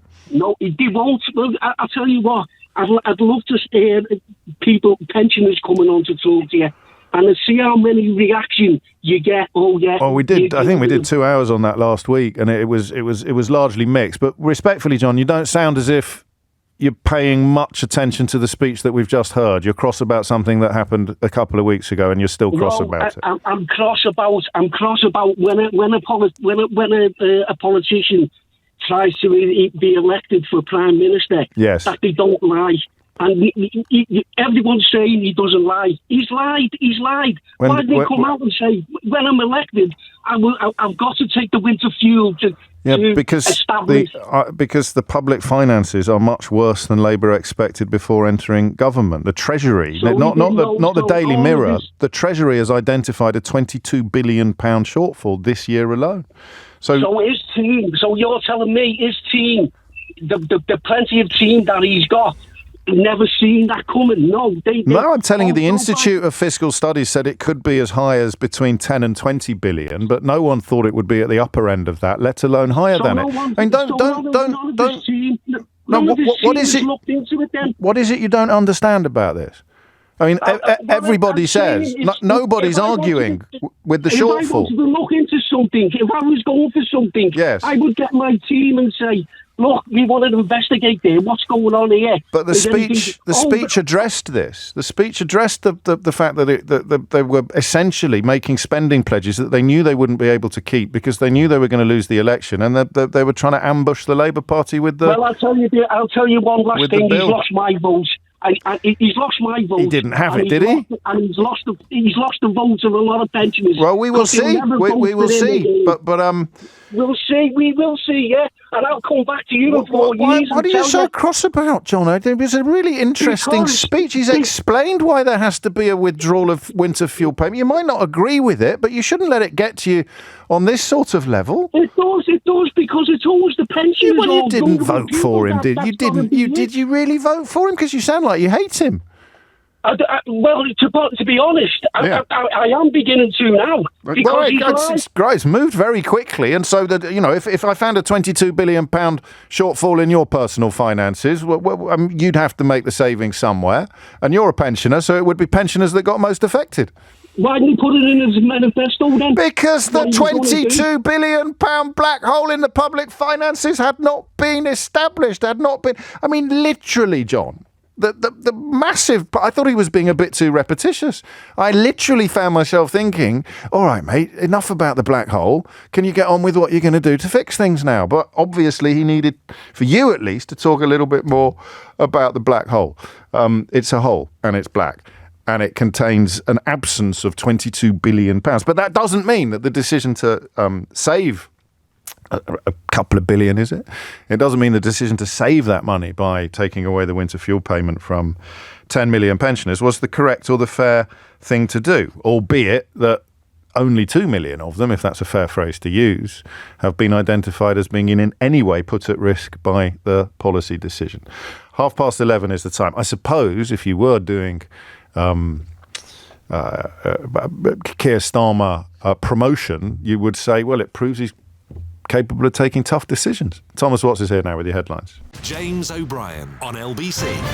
11:34 is the time. What is critiquing going to look like? I was worried about John's blood pressure, but you're right to point out that the idea that pensioners are always the people that get hit hardest by government is palpably absurd. The triple lock, as Neil in Skipton and many others point out, is the only thing that's been safeguarded over the last few years. It's everybody else that has to suck up the consequences of austerity or government policy. So I don't want to sit here and defend it because I don't like it, as we discussed last week. But if you accept the necessity of doing something, there's a case to be made for that thing being the least bad option. And that speaks directly to what the entire speech was about. Things are going to get worse before they get better. You know, ideally, if Great British Energy works, then energy bills will come down enough to render the winter fuel payments unnecessary anyway. The idea of still giving money to pensioners to pay their energy bills when the energy bills are no longer prohibitively expensive would be a little bit silly. But I wonder, what critique is going to look like. How are the right going to go after Starmer? At the moment, they're trying to go after him for cronyism, which is objectively hilarious. Given, I don't even need to mention the PPE contracts. I'll just keep mentioning the son of the KGB spy that he put in the House of Lords. And they're the ones getting upset about cronyism. Boris Johnson had 2 ethics advisors resign on him in disgust at his absence of ethics. So I guess, with a full right-wing client media in full sail behind you, you might be able to make cronyism accusations land, but it's going to be a little bit odd, isn't it? It's going to be a bit of a push. I think Starmer's loudest critics are going to come from the left. And for good or for ill, the left doesn't really have any platforms in the UK media to speak of. I'm a centrist. I might strike the average sort of crypto-fascist as left-wing, but I am essentially a centrist. And I'm the only lefty half of these people can ever think of, apart from Carol. Now she's joined the team at LBC. So the critique from the left is probably going to be more vicious than the critique from the right at the moment, but who's going to hear it? It's an interesting period in politics. You worry when you've got a boring Prime Minister doing boring things. You worry for your business if you do what I do. There's a little bit of self-interest concern, but it's a really interesting period in politics. Everything is up for grabs. And the first thing I'd say to you is that I think integrity, professionalism and accountability, which we applauded to the rafters when Rishi Sunak promised to bring them back and mourned together when he didn't, I think they're back. I really do. And it may not be sexy. It may not be clickbait. It may not be snake oil, but I think we really, really need it. 11:37 is the time. Alistair is in Stowe. Alistair, what would you like to say? Morning, James. Hello, I suppose I'm very pleased that he did the speech in the Rose Garden, because the analogy that I use is that Rose Garden was allowed to overgrow and become completely out of control for 14 years. Now they've got the garden clearers in, it's going to take quite some time to actually find out what's at ground level. You never know. There might even be Dominic Cummings' car parked on one of the bushes or his spectacles, his missing contact lenses. Absolutely. So I think generally as a nation, we expect things to be done instantaneously, and the way that social media is, and the way that you can just click on your phone and buy something and it's there sometimes within minutes. We almost as a nation expect things to be done just like that, and that's not how this is. I'm all for having boring politicians where I don't need to see things splashing all over the headlines. I don't want the government necessarily to be getting involved in my day-to-day life. I just want it to work. And it was also, as a couple of people have pointed out, including Mike, it was a bit of a masterstroke because it allowed him to resurrect the ghost of Boris Johnson's lockdown parties, didn't it? So absolutely it did. And do you think the country's ready? Let's almost imagine that didn't happen, because sometimes we've just got to draw a veil over stuff. I wouldn't rescue Boris Johnson if he was in the pond just straight in front of me. Well, another analogy. Do you think that the country is ready for this? And you mentioned the social media and its increasingly unbearable violence, verbal violence. So it's very important not to take that as a litmus test of what the actual nation is like. So what is the nation like? Who knows? Because the massive majority of mainstream print media, as we often discuss on the programme, is right-wing. The BBC's neutrality is portrayed by deeply bad actors as somehow being left-wing. We don't know what the country just voted the Labour Party into government with an absolutely humongous majority. But when you dig into the numbers, it's a wide but shallow majority, and far from, in the context of another general election, it's far from unassailable. It's unassailable in the Parliament, in the term of Parliament. So how do we know whether the country is ready to take its medicine, as it were? Because John wasn't ready to take his medicine, but is it fair to say to the pensioners, albeit that they've had the triple lock for the last 5 million years, is it fair to say to them, you're getting the first dose, you're getting the first spoonful? So the word I would use is clumsy as far as the introduction of that is concerned. I think there were 2 or 3 things that should have gone on beforehand. Yes. That they should have targeted. If they were going to target the winter fuel allowance, you start with those pensioners who are fortunate enough to be in the higher rate tax band. Yes. And it's fairly, and there's probably quite a considerable number of those. Sure. And when I get to pension age, I'll be in there. And do I need 200 quid or 300 quid? The answer is absolutely no. What I would also be looking at is that the way that the energy market is working is that the first £380 the first £36 per month that every single person pays does not buy 1 kilowatt hour of heat for them. So you're talking about profits? No, I'm talking about the standing charge. Right, you are, yes. Which contributes to the profits of the energy companies. Well, yes, it does. But also, if you go back 3 or 4 years, I remember Kwasi Kwarteng standing up quite proudly and saying, when a couple of the big companies had gone bust, saying, well, this is how an open market is meant to work. That's fine, except the rest of us are now picking up the the damage that actually caused through the standing charge. I don't know if can you legislate? Well, you can legislate for anything, I suppose, ultimately. But in terms of we need to get some money, we need to save some money now. I don't know that would be an alternative to the policy that they've actually introduced. It would be a lot more complicated and long term. But it was interesting to hear him say that the whole structure of the winter fuel payments was not very good. I forget the exact words that he used, but he was essentially saying that the system is not great, and that is part of the reason why they've had to come in with a suboptimal change to it. Alistair speaking about being a future pensioner. David is already one. As a counter to your previous pensioner, I would like to add the following to your debate. I am a new pensioner, James. However, as someone born after the 26th of September 1956, I am denied the winter fuel payment by the actions of the previous government. So all new pensioners have already been denied this payment by the Tories. I think Labour have made a poor decision to claw back a small amount, about £1.5 billion, but I don't understand why the previous actions of the Tory government are not being called out.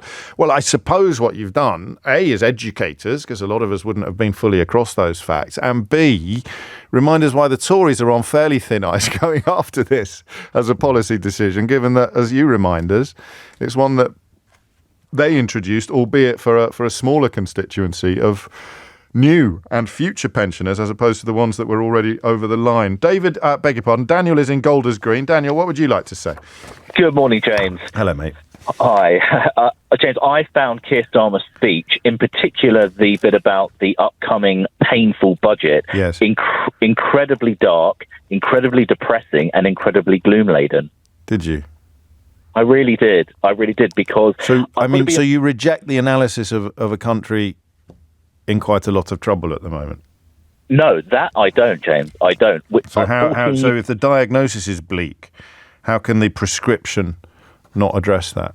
Because you want your prescription to be positive. You want a prescription to give you hope. You want a prescription to be... I heard hope. I don't know what tax bracket you're in, but I am hopeful that the looming budget will be the first one in 14 years that doesn't make me better off than I went into it. I hope I come out worse off, because the broadest shoulders should be carrying the burdens now. Well, James... That gives me hope. Does that give you hope? No, not at all. I find that language incredibly sinister, because when I look at... Because I'll tell you why. Because when you look at the tax rises implemented by the Conservative Party, 14 years of punishing tax rises... Well, I came out of every single Tory budget better off than I went into it as a high tax payer. Yeah, but the country didn't change, and let me explain. Exactly. Well, I'll give you three quick examples. Okay. James, the first one is when they went after the pensions. They reduced the pensions lifetime allowance, your pension pot, before you got a 55% tax charge. Yeah, but you're talking like someone who's got a lot of money, and most of the country are not in that constituency. No, but thousands of doctors who left the NHS because they didn't want to be hit by pension charges were. They then scrapped the Tory These tax. are Tory policies that you're critiquing in a call that is supposed to tell me that Keir Starmer's analysis of the situation was too bleak. You're now providing evidence of bleakness. Well, yes, because we want positivity. We want what optimism. Does positivity sound like? Positivity sounds like saying we are going to get the economy growing. Yeah. We are going to.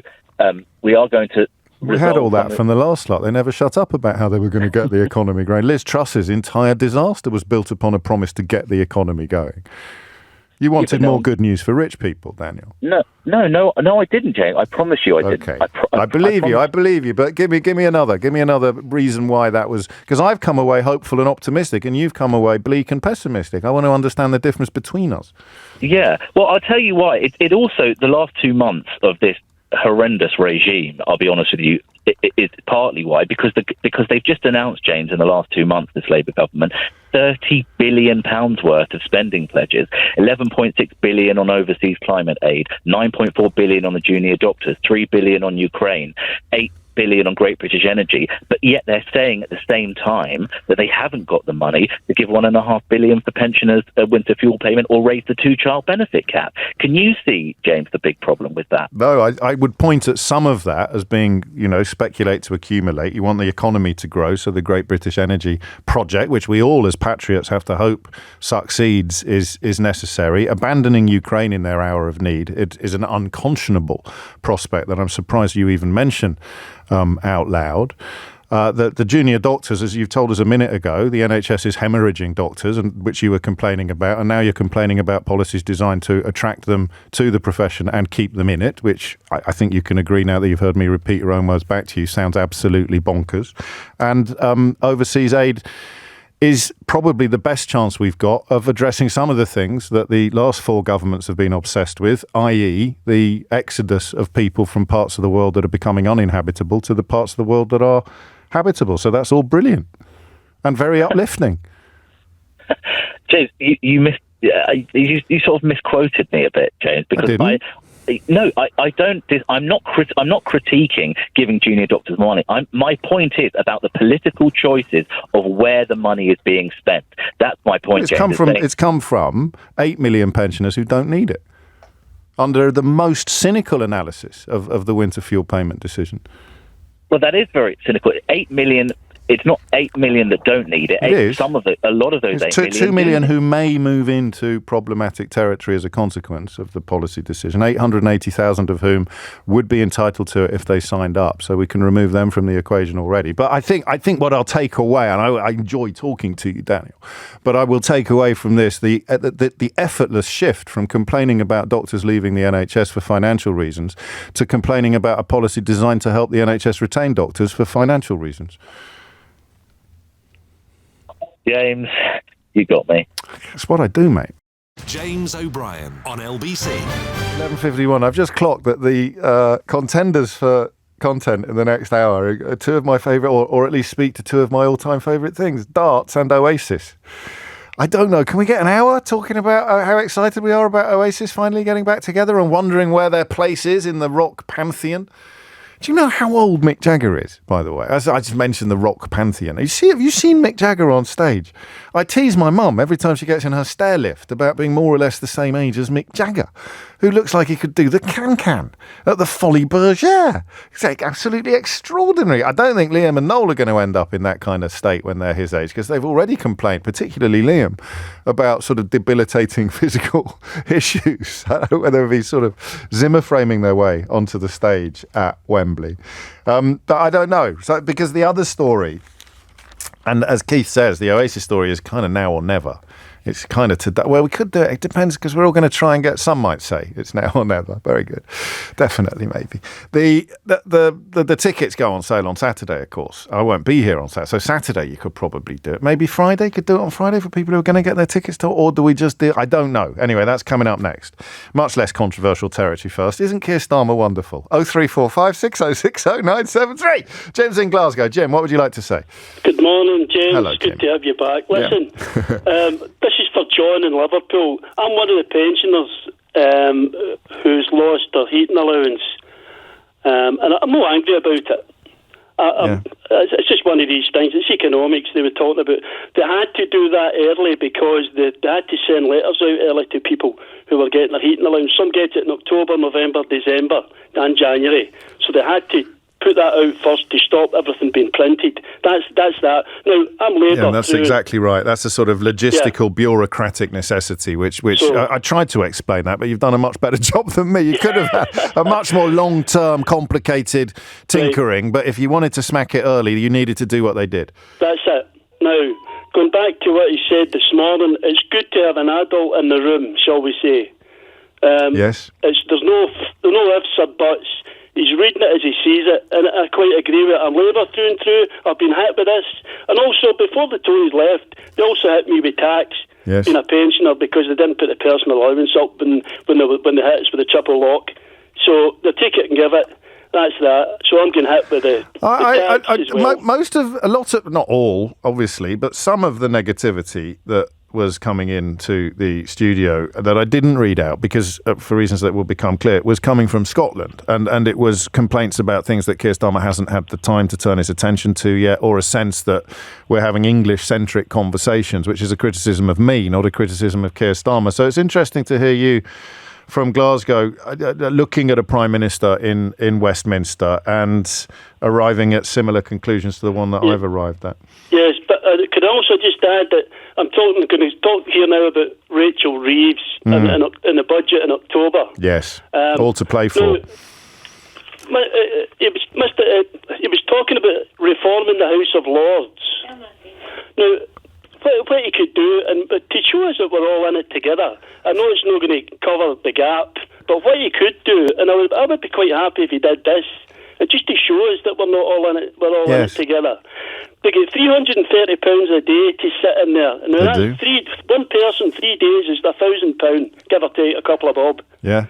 Now, that would be a start. That would be just take it off them. £40,000 a year per person. A proper reform of the House of Lords would be very interesting, and I think you're right. I mean, you're nibbling at the edges, Jim, of the fiscal pie, as you well know. But sometimes it's not about the size of the slice, is it? It's about the principle of the pie. I mean, and some of the people in the House of Lords. This is why the Tories talking about cronyism is so hilarious. What was the name of that young woman that Boris Johnson put in the House of Lords for reasons that nobody's ever really been able? Was it Charlotte Owens?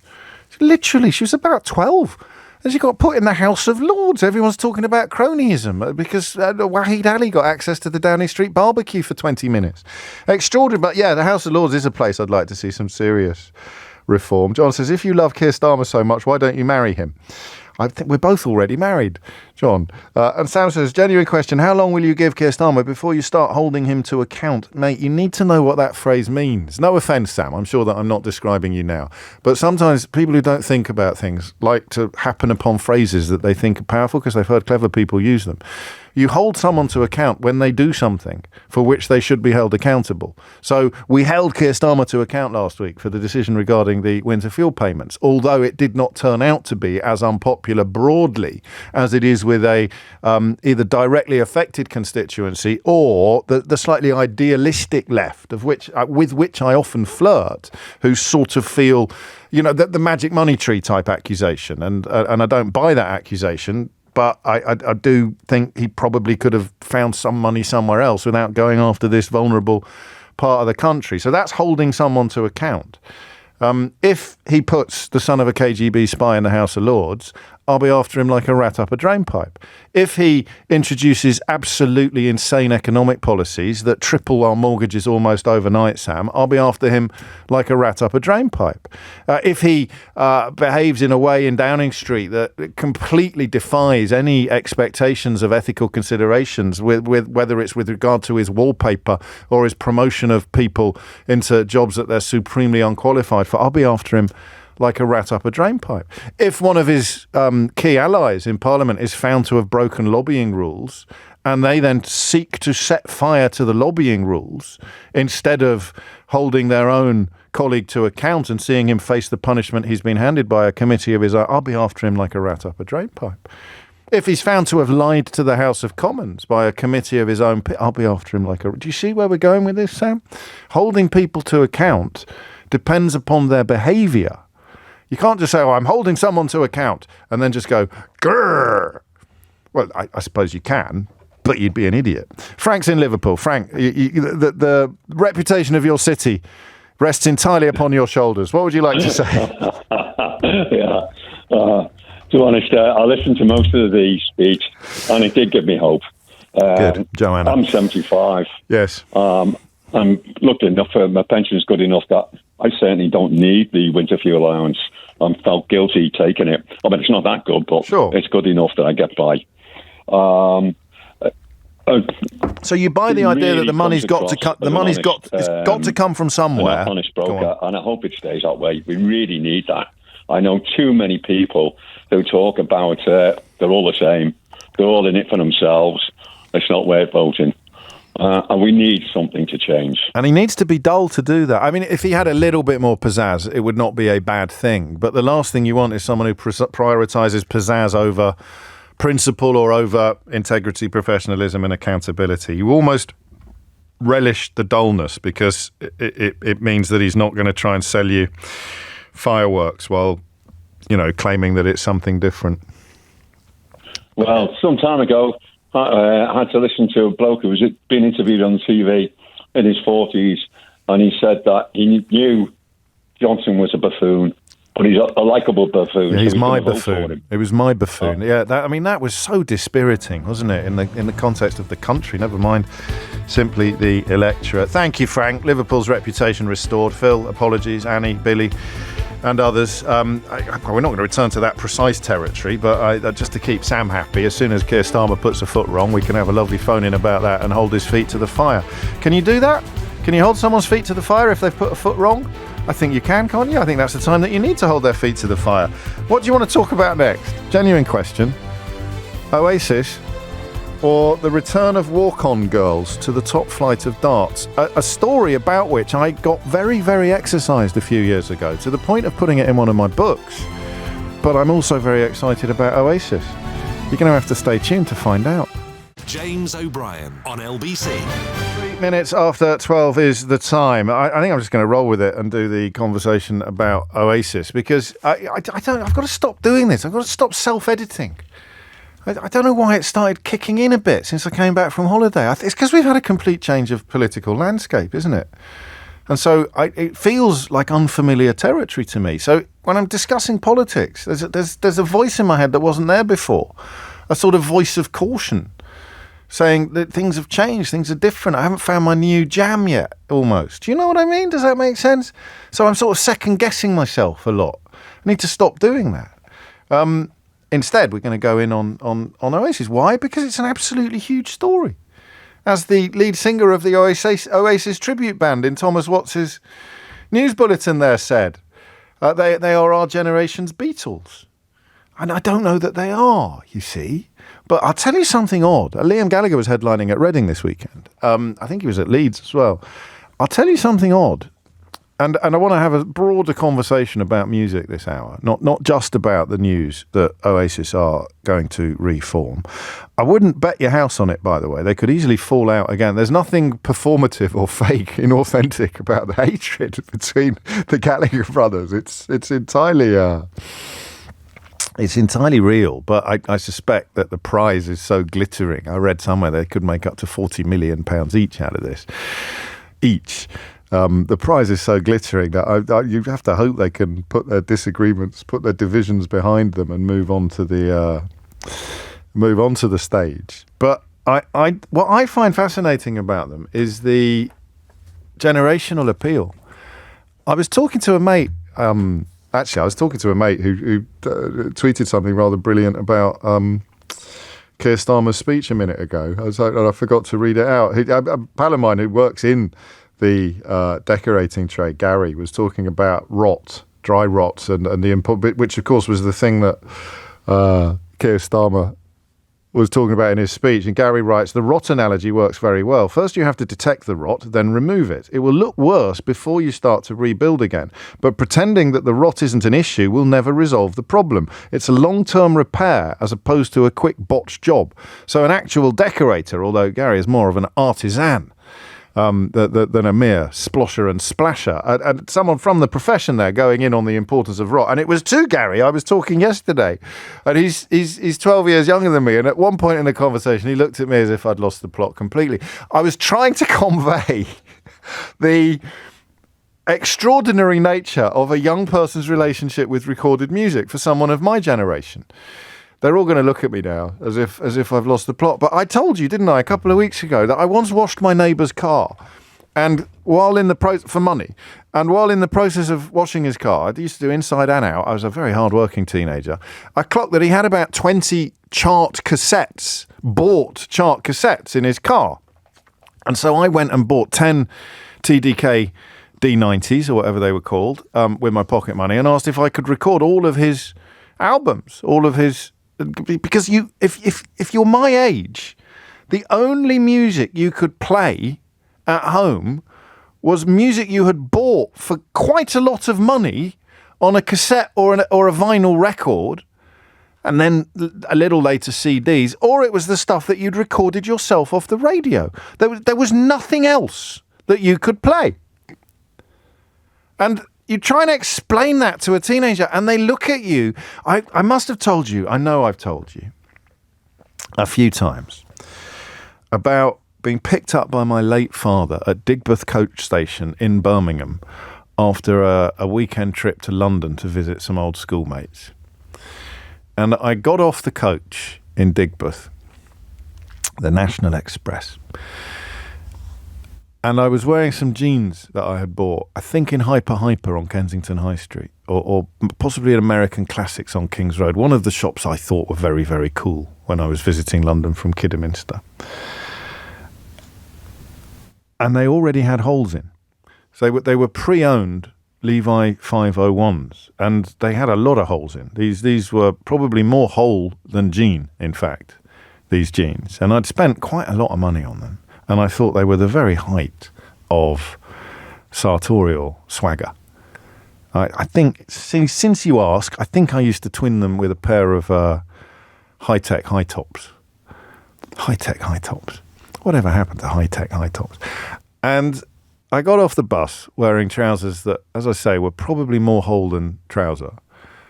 And my dad looked at me with an expression I've occasionally caught myself demonstrating when discussing youthful matters with my children.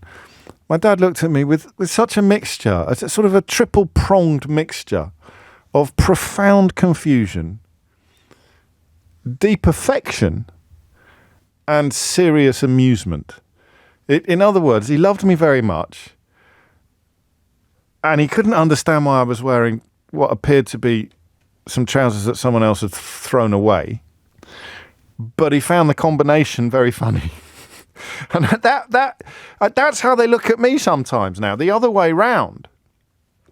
When I try and explain to them about, because Spotify and obviously other streaming services are available, they get whatever they want now, and it also recommends music to them. So one of the things I've been denied as a father is recommending music to my children, although I got the youngest into Belle and Sebastian recently, and that was lovely. But of course, by the next weekend, they've got every Belle and Sebastian album on their devices, and they're telling me about tracks that I'd forgotten about or I'd never. So you don't have the relationship that young people have with music today.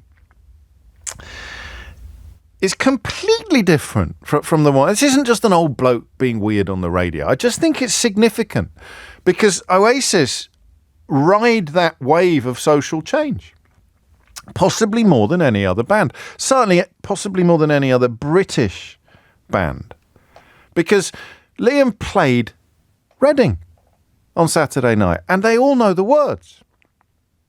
And they don't know the words because all of their boring dads have given them albums or the young people, every single generation since Oasis was formed loves Oasis. Not all of you. Don't text me to say I don't. I tell you what, I don't often get irritated by texts. I usually love them because if they're really annoying, I can put them in Idiot's Corner. But if I say something like, an entire generation loves Oasis, and you say, well, I don't like Oasis, I prefer Blur. You're wasting your time, you're wasting my time. You could be just obviously not everybody likes them. I know that. But you don't achieve the levels of popularity that they achieve, and you certainly don't play to a field full of 16-year-olds in Reading on Saturday night unless you've pulled something off generationally that is remarkable. And I don't quite know what it is that is so remarkable. So I fully understand that some people will be completely immune to the enthusiasm that the announcement of Oasis's reformation has engendered. I completely understand that. But it's a big story. It's a big cultural moment. Some people don't like the Olympics. But when we're having a phone-in about the Olympics, I tend not to let the people come on who want to talk about how they don't like the Olympics, because it's not the conversation that we're having. Today will be slightly different, because you are entitled to explain, should you be so minded, why you don't think we should be making such a fuss about this band. But you will have to acknowledge in that critique the fact that I saw them play in, was it 2000, Keith, that last gig at Wembley? Was it in the year 2000? And my girls saw them play on Saturday night. Oh, not them, him. That is a gap, maths fans, of 24 years. And the excitement and you know, he was headline. He was the top act. He was the closing act at Reading in 2024. I saw the last gig they did as a band in London in the year 2000. So what is, I don't want to say what is the curious appeal of Oasis, and it's not just in Britain, of course, it's all around the world. But where do we put Oasis? Is anyone else keeping up with my desperate attempts to shoehorn Oasis song titles into this introduction? I forgot until 2 minutes ago, honestly. Anyway, I've started now, so Lord, don't slow me down. But where do they sit in the pantheon of rock and roll? Okay, where do we put Oasis? Because for younger people, there won't be another reunion quite like this. I saw the Stone Roses in Heaton Park, by the way, and for my generation, that was probably a bigger deal than an Oasis reunion. But that's for a very specific generation that was neck deep in the whole Manchester movement and didn't think that Ian Brown and John Squire would ever bury the hatchet. So I think we've got that one out of the way. Where do we put Oasis in this? In the great scheme of things, all right? It's coming up to past, because the story's going to be absolutely everywhere. You'll probably talk tonight about it when you get home. It's another one, talk tonight. See, most people don't even reckon, so I've done talk tonight, Lord Don't Slow Me Down, and all around the world in the last 3 minutes, and you didn't even flipping notice, did you? Did you notice? No, you didn't. None of you noticed. Honestly. It's probably going to be in the Hindu Times tomorrow, this story. It's coming up to 12:15. Why are Oasis such a big deal? And should they be? Hit the numbers now. You will get through. All right. 0345 6060 973 is the number that you need. And if you're thinking about ringing in, madam, to criticise my choice of topic, then, well, get off your high horse, lady. James O'Brien on LBC. Which has been in touch. If you like Oasis so much... It says, right, why don't you marry them? And I think you're the same Rich, I think, who sent in the same question about Keir Starmer. I think there's going to be a recurring theme here. 16 minutes after 12 is the time. Explain to a sceptic why Oasis are so brilliant. All right? Again, it's not a balanced conversation. It's not, because I think they're absolutely amazing. Why? He's a proper rock and roll star. Right, Liam Gallagher is a proper rock and roll star, and Noel Gallagher had an ability to write songs that were as powerful coming out of your radio as they were coming off the stage at the biggest stadiums in the world, the biggest stadia in the world. And look, I recognise the need to snark. I recognise the jokes about not knowing many chords or being a poor man's knockoff Beatles, but you've not been there when Supersonic or Wonderwall. This is not me shoehorning song titles. This is me deliberately using song titles, and if they can inflame my generation and my daughter's generation, then there's something special going on, isn't there? Steve's in Liverpool. Steve, what would you like to say? Oh, hi, James. Hello, Steve. You sound very different on the phone than on the radio for some reason. I wasn't sure if you was talking. It's definitely maybe me.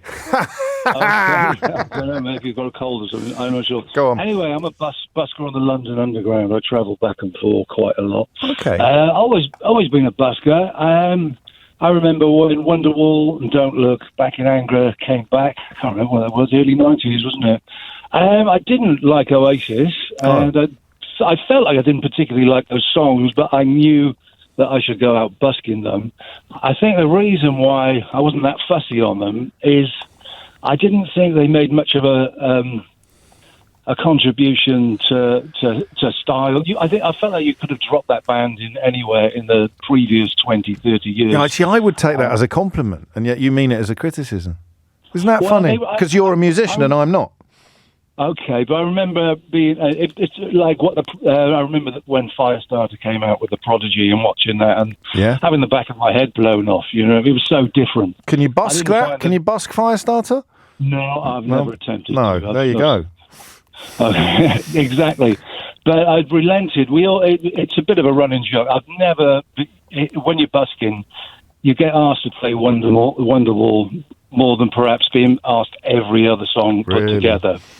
But it's always put me off because it's always felt a bit very laddish. It's always a lad that's going, play Wonderwall, play Wonderwall. But it's a love song. It's a love song. It's a romantic love song. Well, it's also an anthem for lads. That's what. Oh, I know it is, but I mean, it is both laddish and not laddish at the same time. It's a man talking about his feelings. We should be encouraging that sort of thing. I still don't know halfway through this conversation whether you are excited about their reunion or not. I am, because I've recently relented, because you know that when you're busking, you're going to make a lot of money playing those two songs. So I started playing them. You've got to give the people what they want, Steve. You've got to give the people what they want as a busker. Absolutely, yeah. And I don't know, I think it was the laddish thing that made me resist, but I started doing it recently. I cannot believe how many people love that song. It seems like every culture, every age, generation. Actually, I think that people prefer Don't Look Back in Anger now. That's the idea that I get. But, so you do both of them? I do both of them and do very, very well out of both of them. How do you measure that? Give me an idea of what an average take would be as you go through your normal repertoire, and then how it increases when you give a little bit of Wonderwall or Don't Look Back in Anger. It can, double. I know it, but double, really? Double, treble, a very good song. Not just particularly those two, but but a classic that everybody loves, has a marked and immeasurable and immediate effect upon the coin. Oh God, yeah, or the click. Oh, that's all I'll do now. I won't do any kind of offbeat song that only I like. I'll just. Not if you're a busker. You have to save those for your solo gigs, Steve. You can't be doing. You can't be doing the esoteric stuff. Where is your pitch as a busker? I shall come and say hello to you at a future date and check that you're playing. Well, it's on anyone on London Underground. You don't get your own pitch. But do you not? So you move around a bit, do you? Yeah. And what is it? Just you and a guitar? No, I use monkey robots to then they play instruments and sing. Well, how have I never seen that? I don't think I'd have forgotten about that in a hurry. I don't think you have, because I would have recognised you. Monkey robots? Roxy's seen it. The producer's seen it. Roxy's in for Eleanor today. Wait there, Steve. Cover your ears a bit. Is he any good? He's exciting, yeah. No, Roxy loves it. Did you give him any money? You didn't, did you? So we must pay our people more there at LBC. It's absolutely outrageous. Well, I shall look out for you, Steve. I mean, obviously, I'll know it's you now, won't I? Because there can't be two people doing monkey robots on the London Underground. Be a good name for a band, that.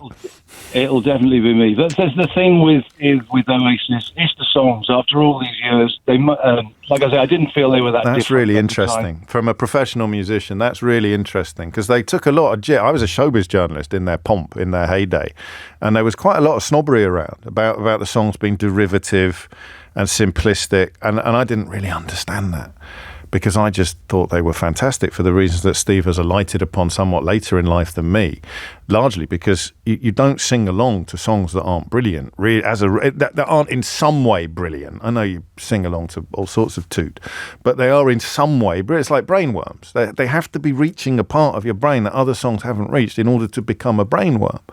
But, and the list, when you look at the ones that he's mentioned, not even mentioning some of the other songs that are going to be absolute classics, like Rock and Roll Star or Cigarettes and Alcohol or Supersonic. I've stopped now. And no one's even mentioned Champagne Supernova yet, which is many people's favourite. So I think that one thing that will come with the reforming, with the reunion, is a reappraisal of the snobbery that accompanied them sometimes in their early years, and probably an acknowledgement that he's a superb songwriter. And Noel Gallagher is a superb songwriter, and Liam Gallagher is a frontman for the ages. Put the two together, and you've actually got Quicksilver. You've got something magical. James is in Lambeth. James, what do you reckon? Hi, James. Yeah, I'm calling because I've gone through a huge reappraisal of Oasis over the years. I'm similar age to you. When I listened to them first time round, I thought they were awful. Did you? I thought, yeah. What were you listening to in the 90s, in the mid to late 90s? So, I was a musician like the previous caller, so I was into, again, music that was kind of pushing the envelope a little bit more, so stuff like The Prodigy, absolutely. Interesting. I was a bit more into the American stuff, kind of grunge. I think musically they were doing much more challenging things than the UK indie scene. But I mean, yeah. So you were a proper indie kid, and Oasis were actually quite mainstream. Yeah, for me, yeah. Wonderstuffer from Stourbridge, you know. Just down the road from me. Not got many claims to fame, Stourbridge, but that is one of them. Sorry, carry on, James. Yeah, so I thought, the lyrics. I still think they're one of the worst lyricists of all time, but I'll put that in context. Huge plagiarists as well. I'm not sure there's a band that's plagiarised more than them. They're up at the sort of Led Zeppelin level of nicking other people's stuff without crediting. Well, that's actually libelous. I don't think they're going to sue either of us, but just for the record, you can't do that in this day and age. Apart from there was an interesting Ed Sheeran case recently, but if they had truly ripped people off, they'd have been sued to the highest heavens. But I understand what you mean. I can see your master plan. They borrowed heavily, shall we say? That's better. And Liam was as a frontman, and again I'll come back to that. I think again the sort of non-performance as show was nonsense to me. But 20, 30 years later, my kids have started getting into them, and I actually had to arrange an Oasis song for my school choir. Oh, yeah. And when I was studying the music, I suddenly realised that although I thought Noel was playing very sort of standard four-chord stuff, he's actually doing some quite subtly complex things that he slips in there. How interesting. And I suddenly kind of, having derided him as this sort of generic rip-off merchant, I suddenly realised he was actually a really brilliant songwriter. And obviously that's proved by the longevity of these songs. You can't argue with that. You can't argue with it. Why do you think you missed it from a professional perspective? Why do you think you missed it the first time around? It just sounded like loads of stuff I knew really well. The Beatles, T-Rex, it just sounded exactly like them. And I thought, what are they bringing to the table that's new? But I think that the genius was that he was, although the lyrics were often nonsensical, they weren't always, he was creating songs that people love to sing. And that's what a brilliant songwriter does. When you say nonsensical, you mean he fit the words to the music, really? Well, he did. I mean, some of the, Champagne Supernova, there are lyrics in there that don't make sense. And lots of the Oasis lyrics don't make sense and deliberately don't make sense. They were just words to fit the space. But there are songs with subtle hidden meanings. And the choruses work, but you're right. The verses sometimes just felt like he'd opened up a thesaurus and chosen some words and put them in no particular order. To paraphrase Eric Morecambe. Here's a lyric. You've just reminded me of this. It's not got anything to do with the conversation that we're having. But for me, and this is an absolute humdinger of a tune that everybody will be familiar with. But do you know what song this is from? Because this is a real lyric in a song that you will have heard a million times, and you may probably not have noticed how banal this lyric is. Are you ready for this? Go on. I don't want to see a ghost. It's the sight... I know this one. Yeah. Yeah. Life. What was the name? Yeah, can't remember right. now. I'm going to do that as a hook and tease. I mean, because nothing banal has happened yet, but what could possibly be coming next that has made James immediately recognise it as one of the maddest song lyrics ever written, even in comparison with Oasis. Will you be trying to get tickets, or is your I would love to go. I mean, if someone takes you. I think it's going to be very unlikely that I'll get them, but yeah, it would. There's a lot of gigs. There's a lot of gigs going on. I mean, we got tickets for Taylor, so we should be all right getting tickets for Oasis. It just depends how committed to the cause you are. So there it is. Thank you, James. That's two musicians there who've had, just as I said would happen. It's amazing, isn't it? It's almost like I know what I'm talking about. Funny I could bring that kind of insight to the world of politics. You will reappraise Oasis, but partly because of all the attendant attention that they receive for fighting and taking lots of drugs and all the cigarettes and alcohol and all that, the nasty, not nasty business, but all of that tabloid friendly business from a journalistic point of view. And I was an alleged showbiz journalist at the time. I think that the music got sidelined by the stories, whereas for the punter, for the proper fan, the music was always more important than the stories, or at least as important as the stories. And now you've got the passage of decades, which means all of the attention, or much, much more of the attention, the feud between the two brothers notwithstanding, will actually be upon the music and the chemistry of their live performance. But here is the lyric that is often cited as the worst ever, I think fairly, and it knocks anything that Noel Gallagher ever wrote into a cocked hat. And I won't give you the final one until after the news. Are you ready for this? I don't want to see a ghost.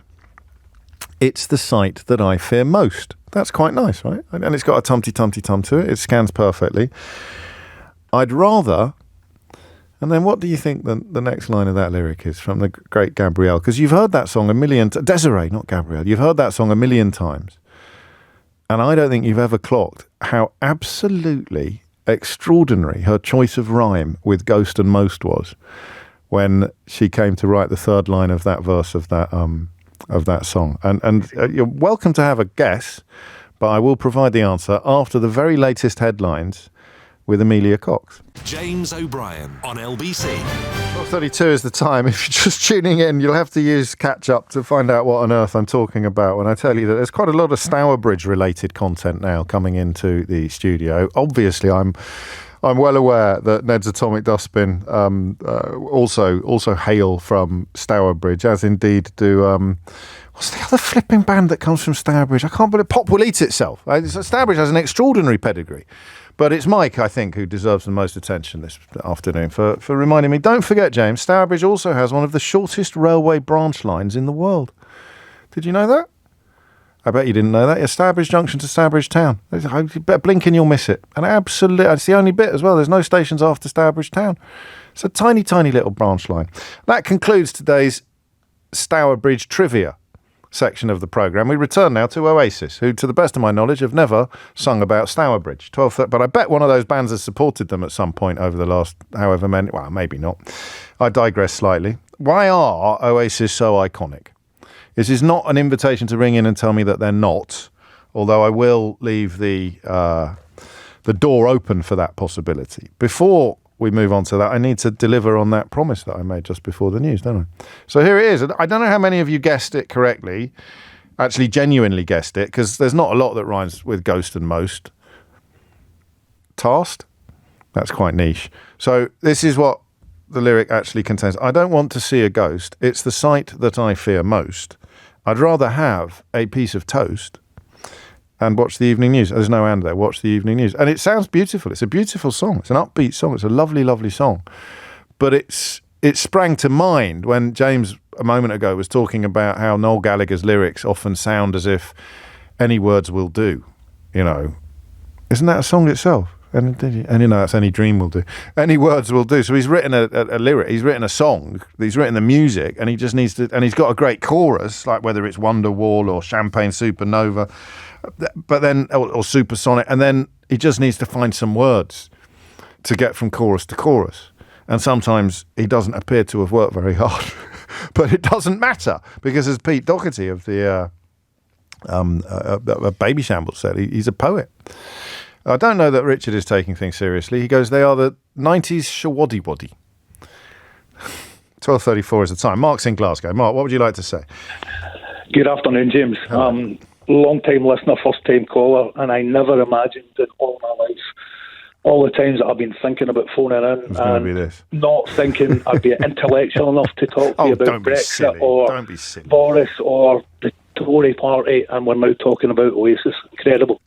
I got you in the end. Yeah, you did, mate. You got me eventually. So my Oasis story is I'm 57 years of age now, so around about the late 80s, early 90s, obviously dance music really started to kind of kick in the UK, and the underground dance scene was massive at that point, and we were very much kind of into that. And my mate phoned me up and said, listen, I've come across this album by a rock group. Come and have a listen. And I remember going to his loft, basically, he's up the stairs in his loft, and he played me Definitely Maybe. And it kind of, in many ways, James, changed my life. Changed my thought process on, rock music. To be fair, Oasis are still the only rock band that I will listen to. But it was just such an eye-opener, and as you're talking about lyrics and you're talking about the type of music that they played at the time, it was just amazing. Well, they did, didn't they? So, to go Anarchy for a while, you'd have listened to Stone Roses or Screamadelica by Primal Scream, which I think were both huge influences on Oasis, but they didn't do dance. They went all in on rock and roll, which actually, as you say, was rather unfashionable at the time. It was. Obviously the Manchester music scene at that point was also starting to really bubble along, wasn't it? as you say, Primal Screen, the Stone Roses. But everything had a etc. dance. Everything had a dance route to it, didn't it? Yeah. Even the stuff like because Primal Scream were a rock and roll band before Screamadelica, and indeed after. If you listen to something like Rocksoff or their earlier stuff, but Oasis were unapologetically a rock and roll band, and we hadn't heard that before. No, and as I say, I never particularly liked that genre of music before. No. And then I listened to this album in this tiny loft up the stair. Oh, I love it. I love it. Did you ever see them live? James, I've been very fortunate. I've seen them live many How times. How many? Off the top of my head, maybe 10 times. Crikey, you really were a hardcore fan. Yeah, well, I went to see Liam. Liam played up in the Oval, Hydro in Glasgow a couple of months ago, so I actually went to the Definitely Maybe reunion, listened to that, which was fantastic. But I was fortunate that one of our friends up here in Glasgow was the promoter for Oasis. Oasis were actually discovered in Glasgow. I don't know if you're aware of that. But they were discovered in a place called King Tut's Wawa Hut. I was reading about this the other day. So Alan McGee was there, wasn't he? Alan McGee was there, absolutely. So he rang. Did he ring Paolo Hewitt? He rang someone from the and said, "We've got to get these guys signed straight away. We've got to get this."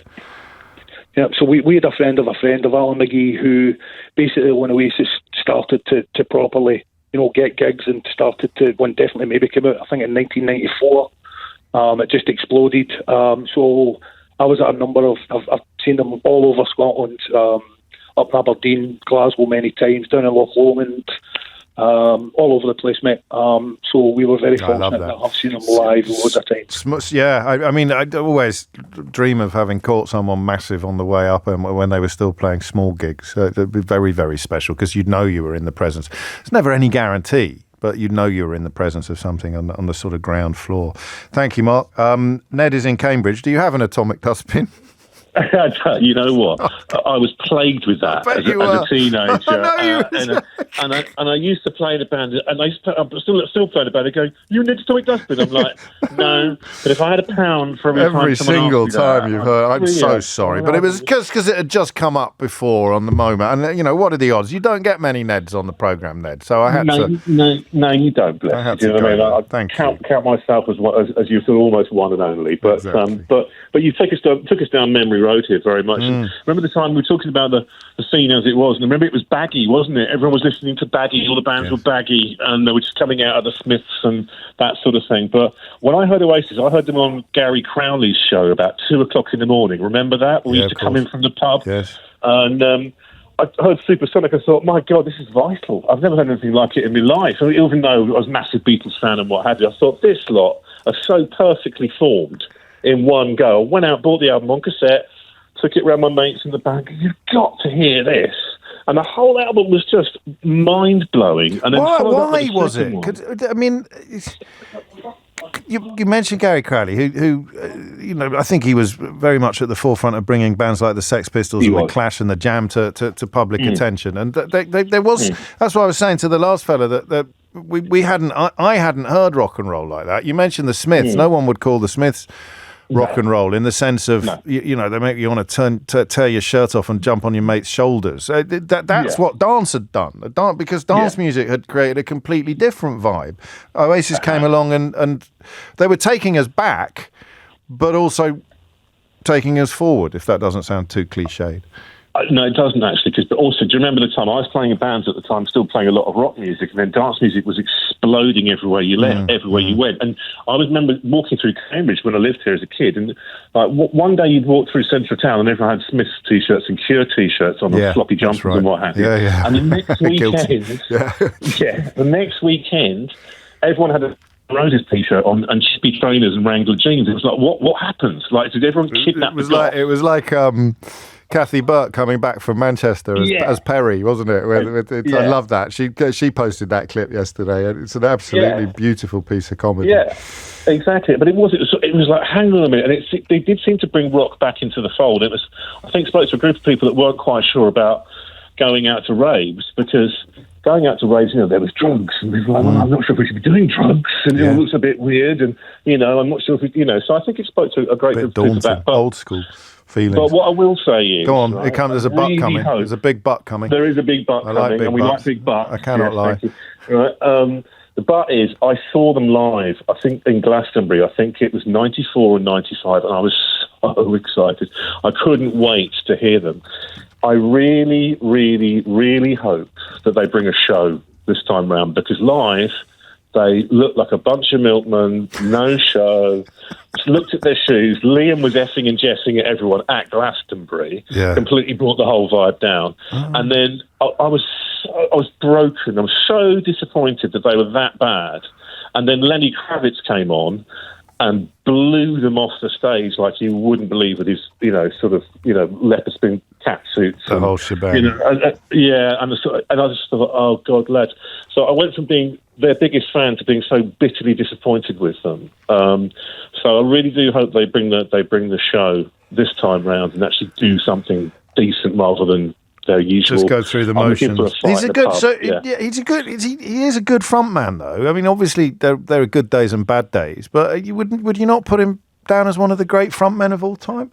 I think as a thing, Hunched Ovaries might stand and what have you, like in the way Ozzy Osbourne might be or Alice Cooper, but what's going on behind them, and it could just be anyone. It could just be you and me playing. Well, speak for yourself. Speak for yourself, Ned. That definitely couldn't be me. That is actually an anxiety dream that I used to have. I don't know why I haven't had that anxiety dream for so long, but I used to have a gender. Thank you, Ned. Lovely stuff, and thank you for being patient with my ludicrous attempt at incredibly obvious humour. Here's a question you might want to answer. Not Ned, you. What does it say that no women are phoning you, James? Well, look, the curse of the phone-in is mansplaining. The temptation to ring in seems to be a lot more resistible to women than it is to men, historically. I think Sheila and I take more calls from women than anybody else in the history of phone-in radio. But you're right, I don't think, looking at the board, I don't think I've got a woman waiting to talk. So rather than being snarky about it, why don't you tell me? What does that say, that there are no women phoning in? So I've got teenage daughters who were very, very excited to see Liam Gallagher on Saturday night, and one of them seen him 4 or 5 times. Festivals, not necessarily seeking out solo specific or whatever band they're in at the moment. But the question, do Oasis appeal to women, or is it just a bunch of middle-aged men who are getting very? No, well, we know it's not. We know it's got a generational appeal. Maybe younger women are more into Oasis than women of our age, of the Gallagher brothers' age. I don't know. Anyway, there's a mystery for you to solve. 0345 6060 973. Quite a few of you have got memories like Ned's. Gareth says the Foo Fighters blew Oasis off the stage and they were the support act. There are some questions here on just what their reputation is as a live act. But I was at Wembley. You can't really tell how good someone is at Wembley, can you? Even when we saw Taylor last month, it was so far away. And I spend most of the time watching the kids' faces anyway because they're so excited. But I don't know. I don't know whether they're any good live. Stone Roses were a bit rubbish live as well, quite often. Ian Brown famously struggled with the lyrics quite a lot of the time. But there's something else is going on at those concerts that has nothing to do with... Oh, here you go. Here's a phrase I will introduce into the lexicon at this point in proceedings. A lot more than the sum of its parts. James O'Brien on LBC. It's 12:46. You're listening to James O'Brien on LBC. Part of the reason for the reunion, apparently, I read somewhere, I don't know if this is unfair because I didn't actually see Noel Gallagher's appearance on the Jules Holland show, but he tried to do a New Order song and absolutely tanked it. And at the same time, Liam, his brother, his estranged brother, I love the word estranged, his estranged brother was just singing Oasis staples to absolutely rapturous and enormous clouds. And Noel, of course, wrote them all. It must be the pill is sugared for Noel Gallagher when his brother is singing Oasis classics to a stadia full of people because he wrote all the songs, so he gets all the money. I mean, the royalties, I presume he's much better off than his brother is, regardless of what's happened in their solo careers, because he wrote or almost all of the Oasis classics. So you'd look at that and you'd think, what is on the next 30? If I stay alive for another 30 years, I wrote these flipping songs and no one wants to hear me sing them. It's quite poignant, isn't it? No one wants to hear me sing them. Everyone wants to... I haven't used the phrase our kid yet, but that's what he would think, you see. He would think everyone wants to hear our kid sing them. No one wants to hear me sing them. And that I read, and who knows, I used to write this build, so I could tell you it's not always sourced impeccably.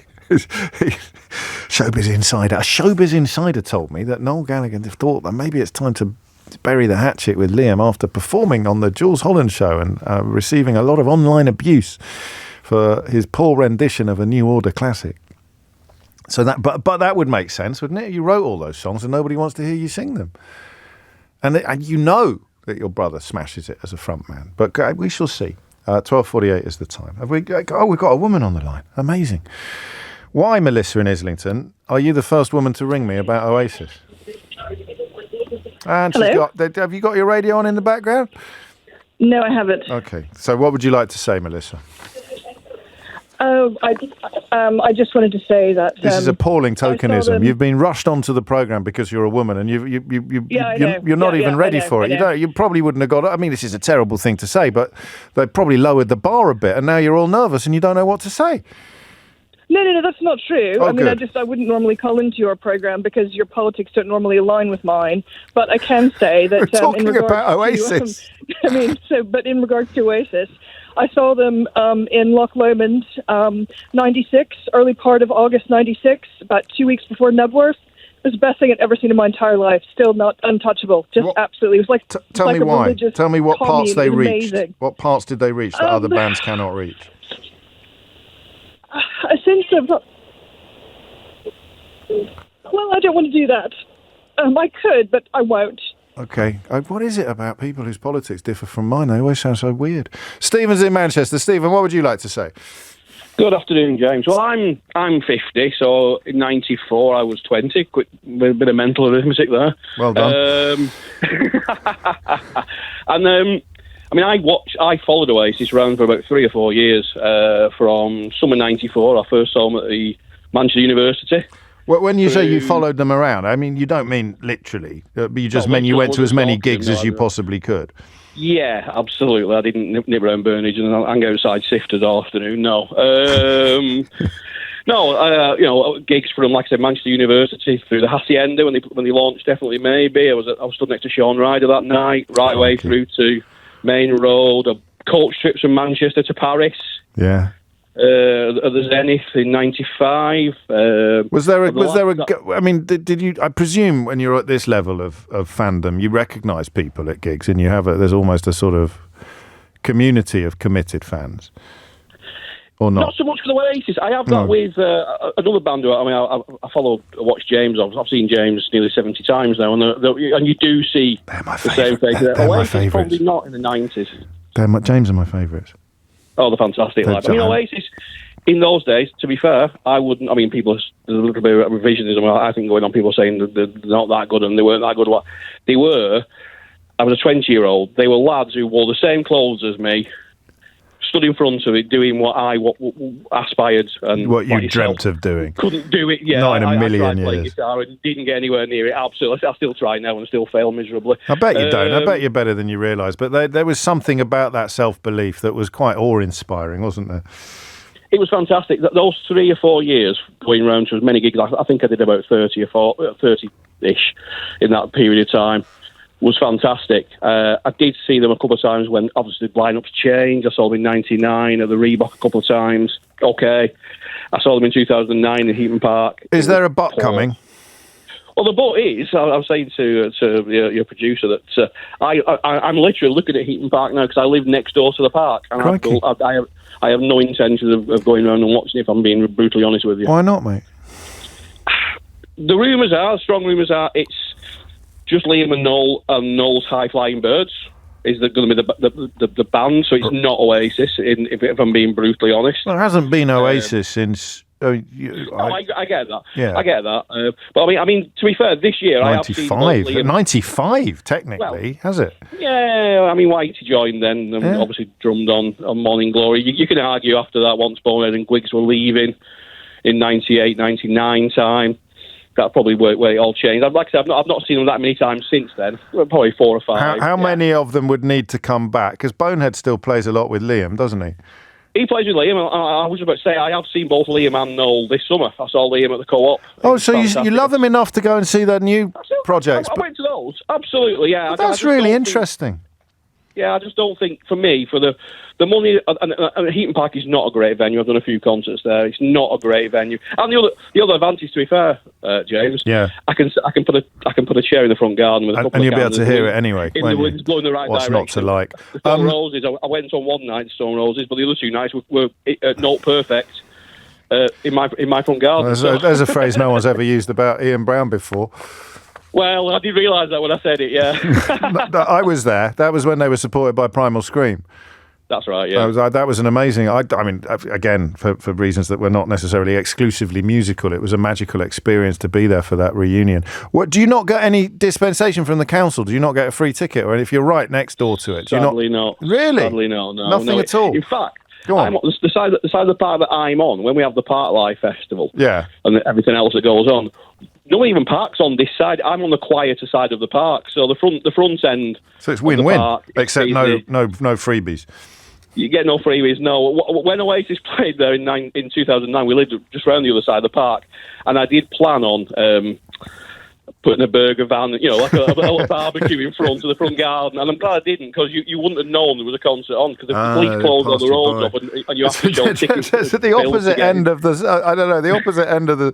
It's like Wimbledon during the tennis, when everybody who's got a drive on that bit near where the tennis is, they've all got like some stall outside flocking something. I don't know what the law is, what the rules are on it. Thank you, Stephen. Julie is in Birmingham. To tell me, A, why you're so excited about Oasis, and B, why so few women have called me this hour, and try not to... Anyway, you carry on, Julie. A, I wouldn't say I'm excited about their announcement, but I will be probably trying to get tickets. Okay. Just because it feels like the right thing to do. Sounds like going to church. Yeah, well, I am Catholic. So. Oh, fair enough. You don't want the guilt. So are they, of course, Irish Catholics originally. So you don't want the guilt to kick in. If I don't go along, I'll have to go to confession. That's it. I have seen them before many years ago, I think it was 96, at Nebworth, and they were really underwhelming. The Prodigy had been on just before them, who were amazing, great stage presence, and then they came on and it was like, a bit drab, even though, listening to their albums at home was amazing and all of that. It just seeing them live didn't match. So fingers crossed this time that they live up to expectations. I mean, it's less. Yeah. They're not like they don't. It's not Mick Jagger, is he? He just stands dead still in front of the microphone. We're not going to have that. He doesn't have to prance and jump around the stage. I wonder what the magic depends upon. Whether they're getting on with each other, whether they're communicating with each other, whether they're enjoying themselves. All of these things are going to be factors.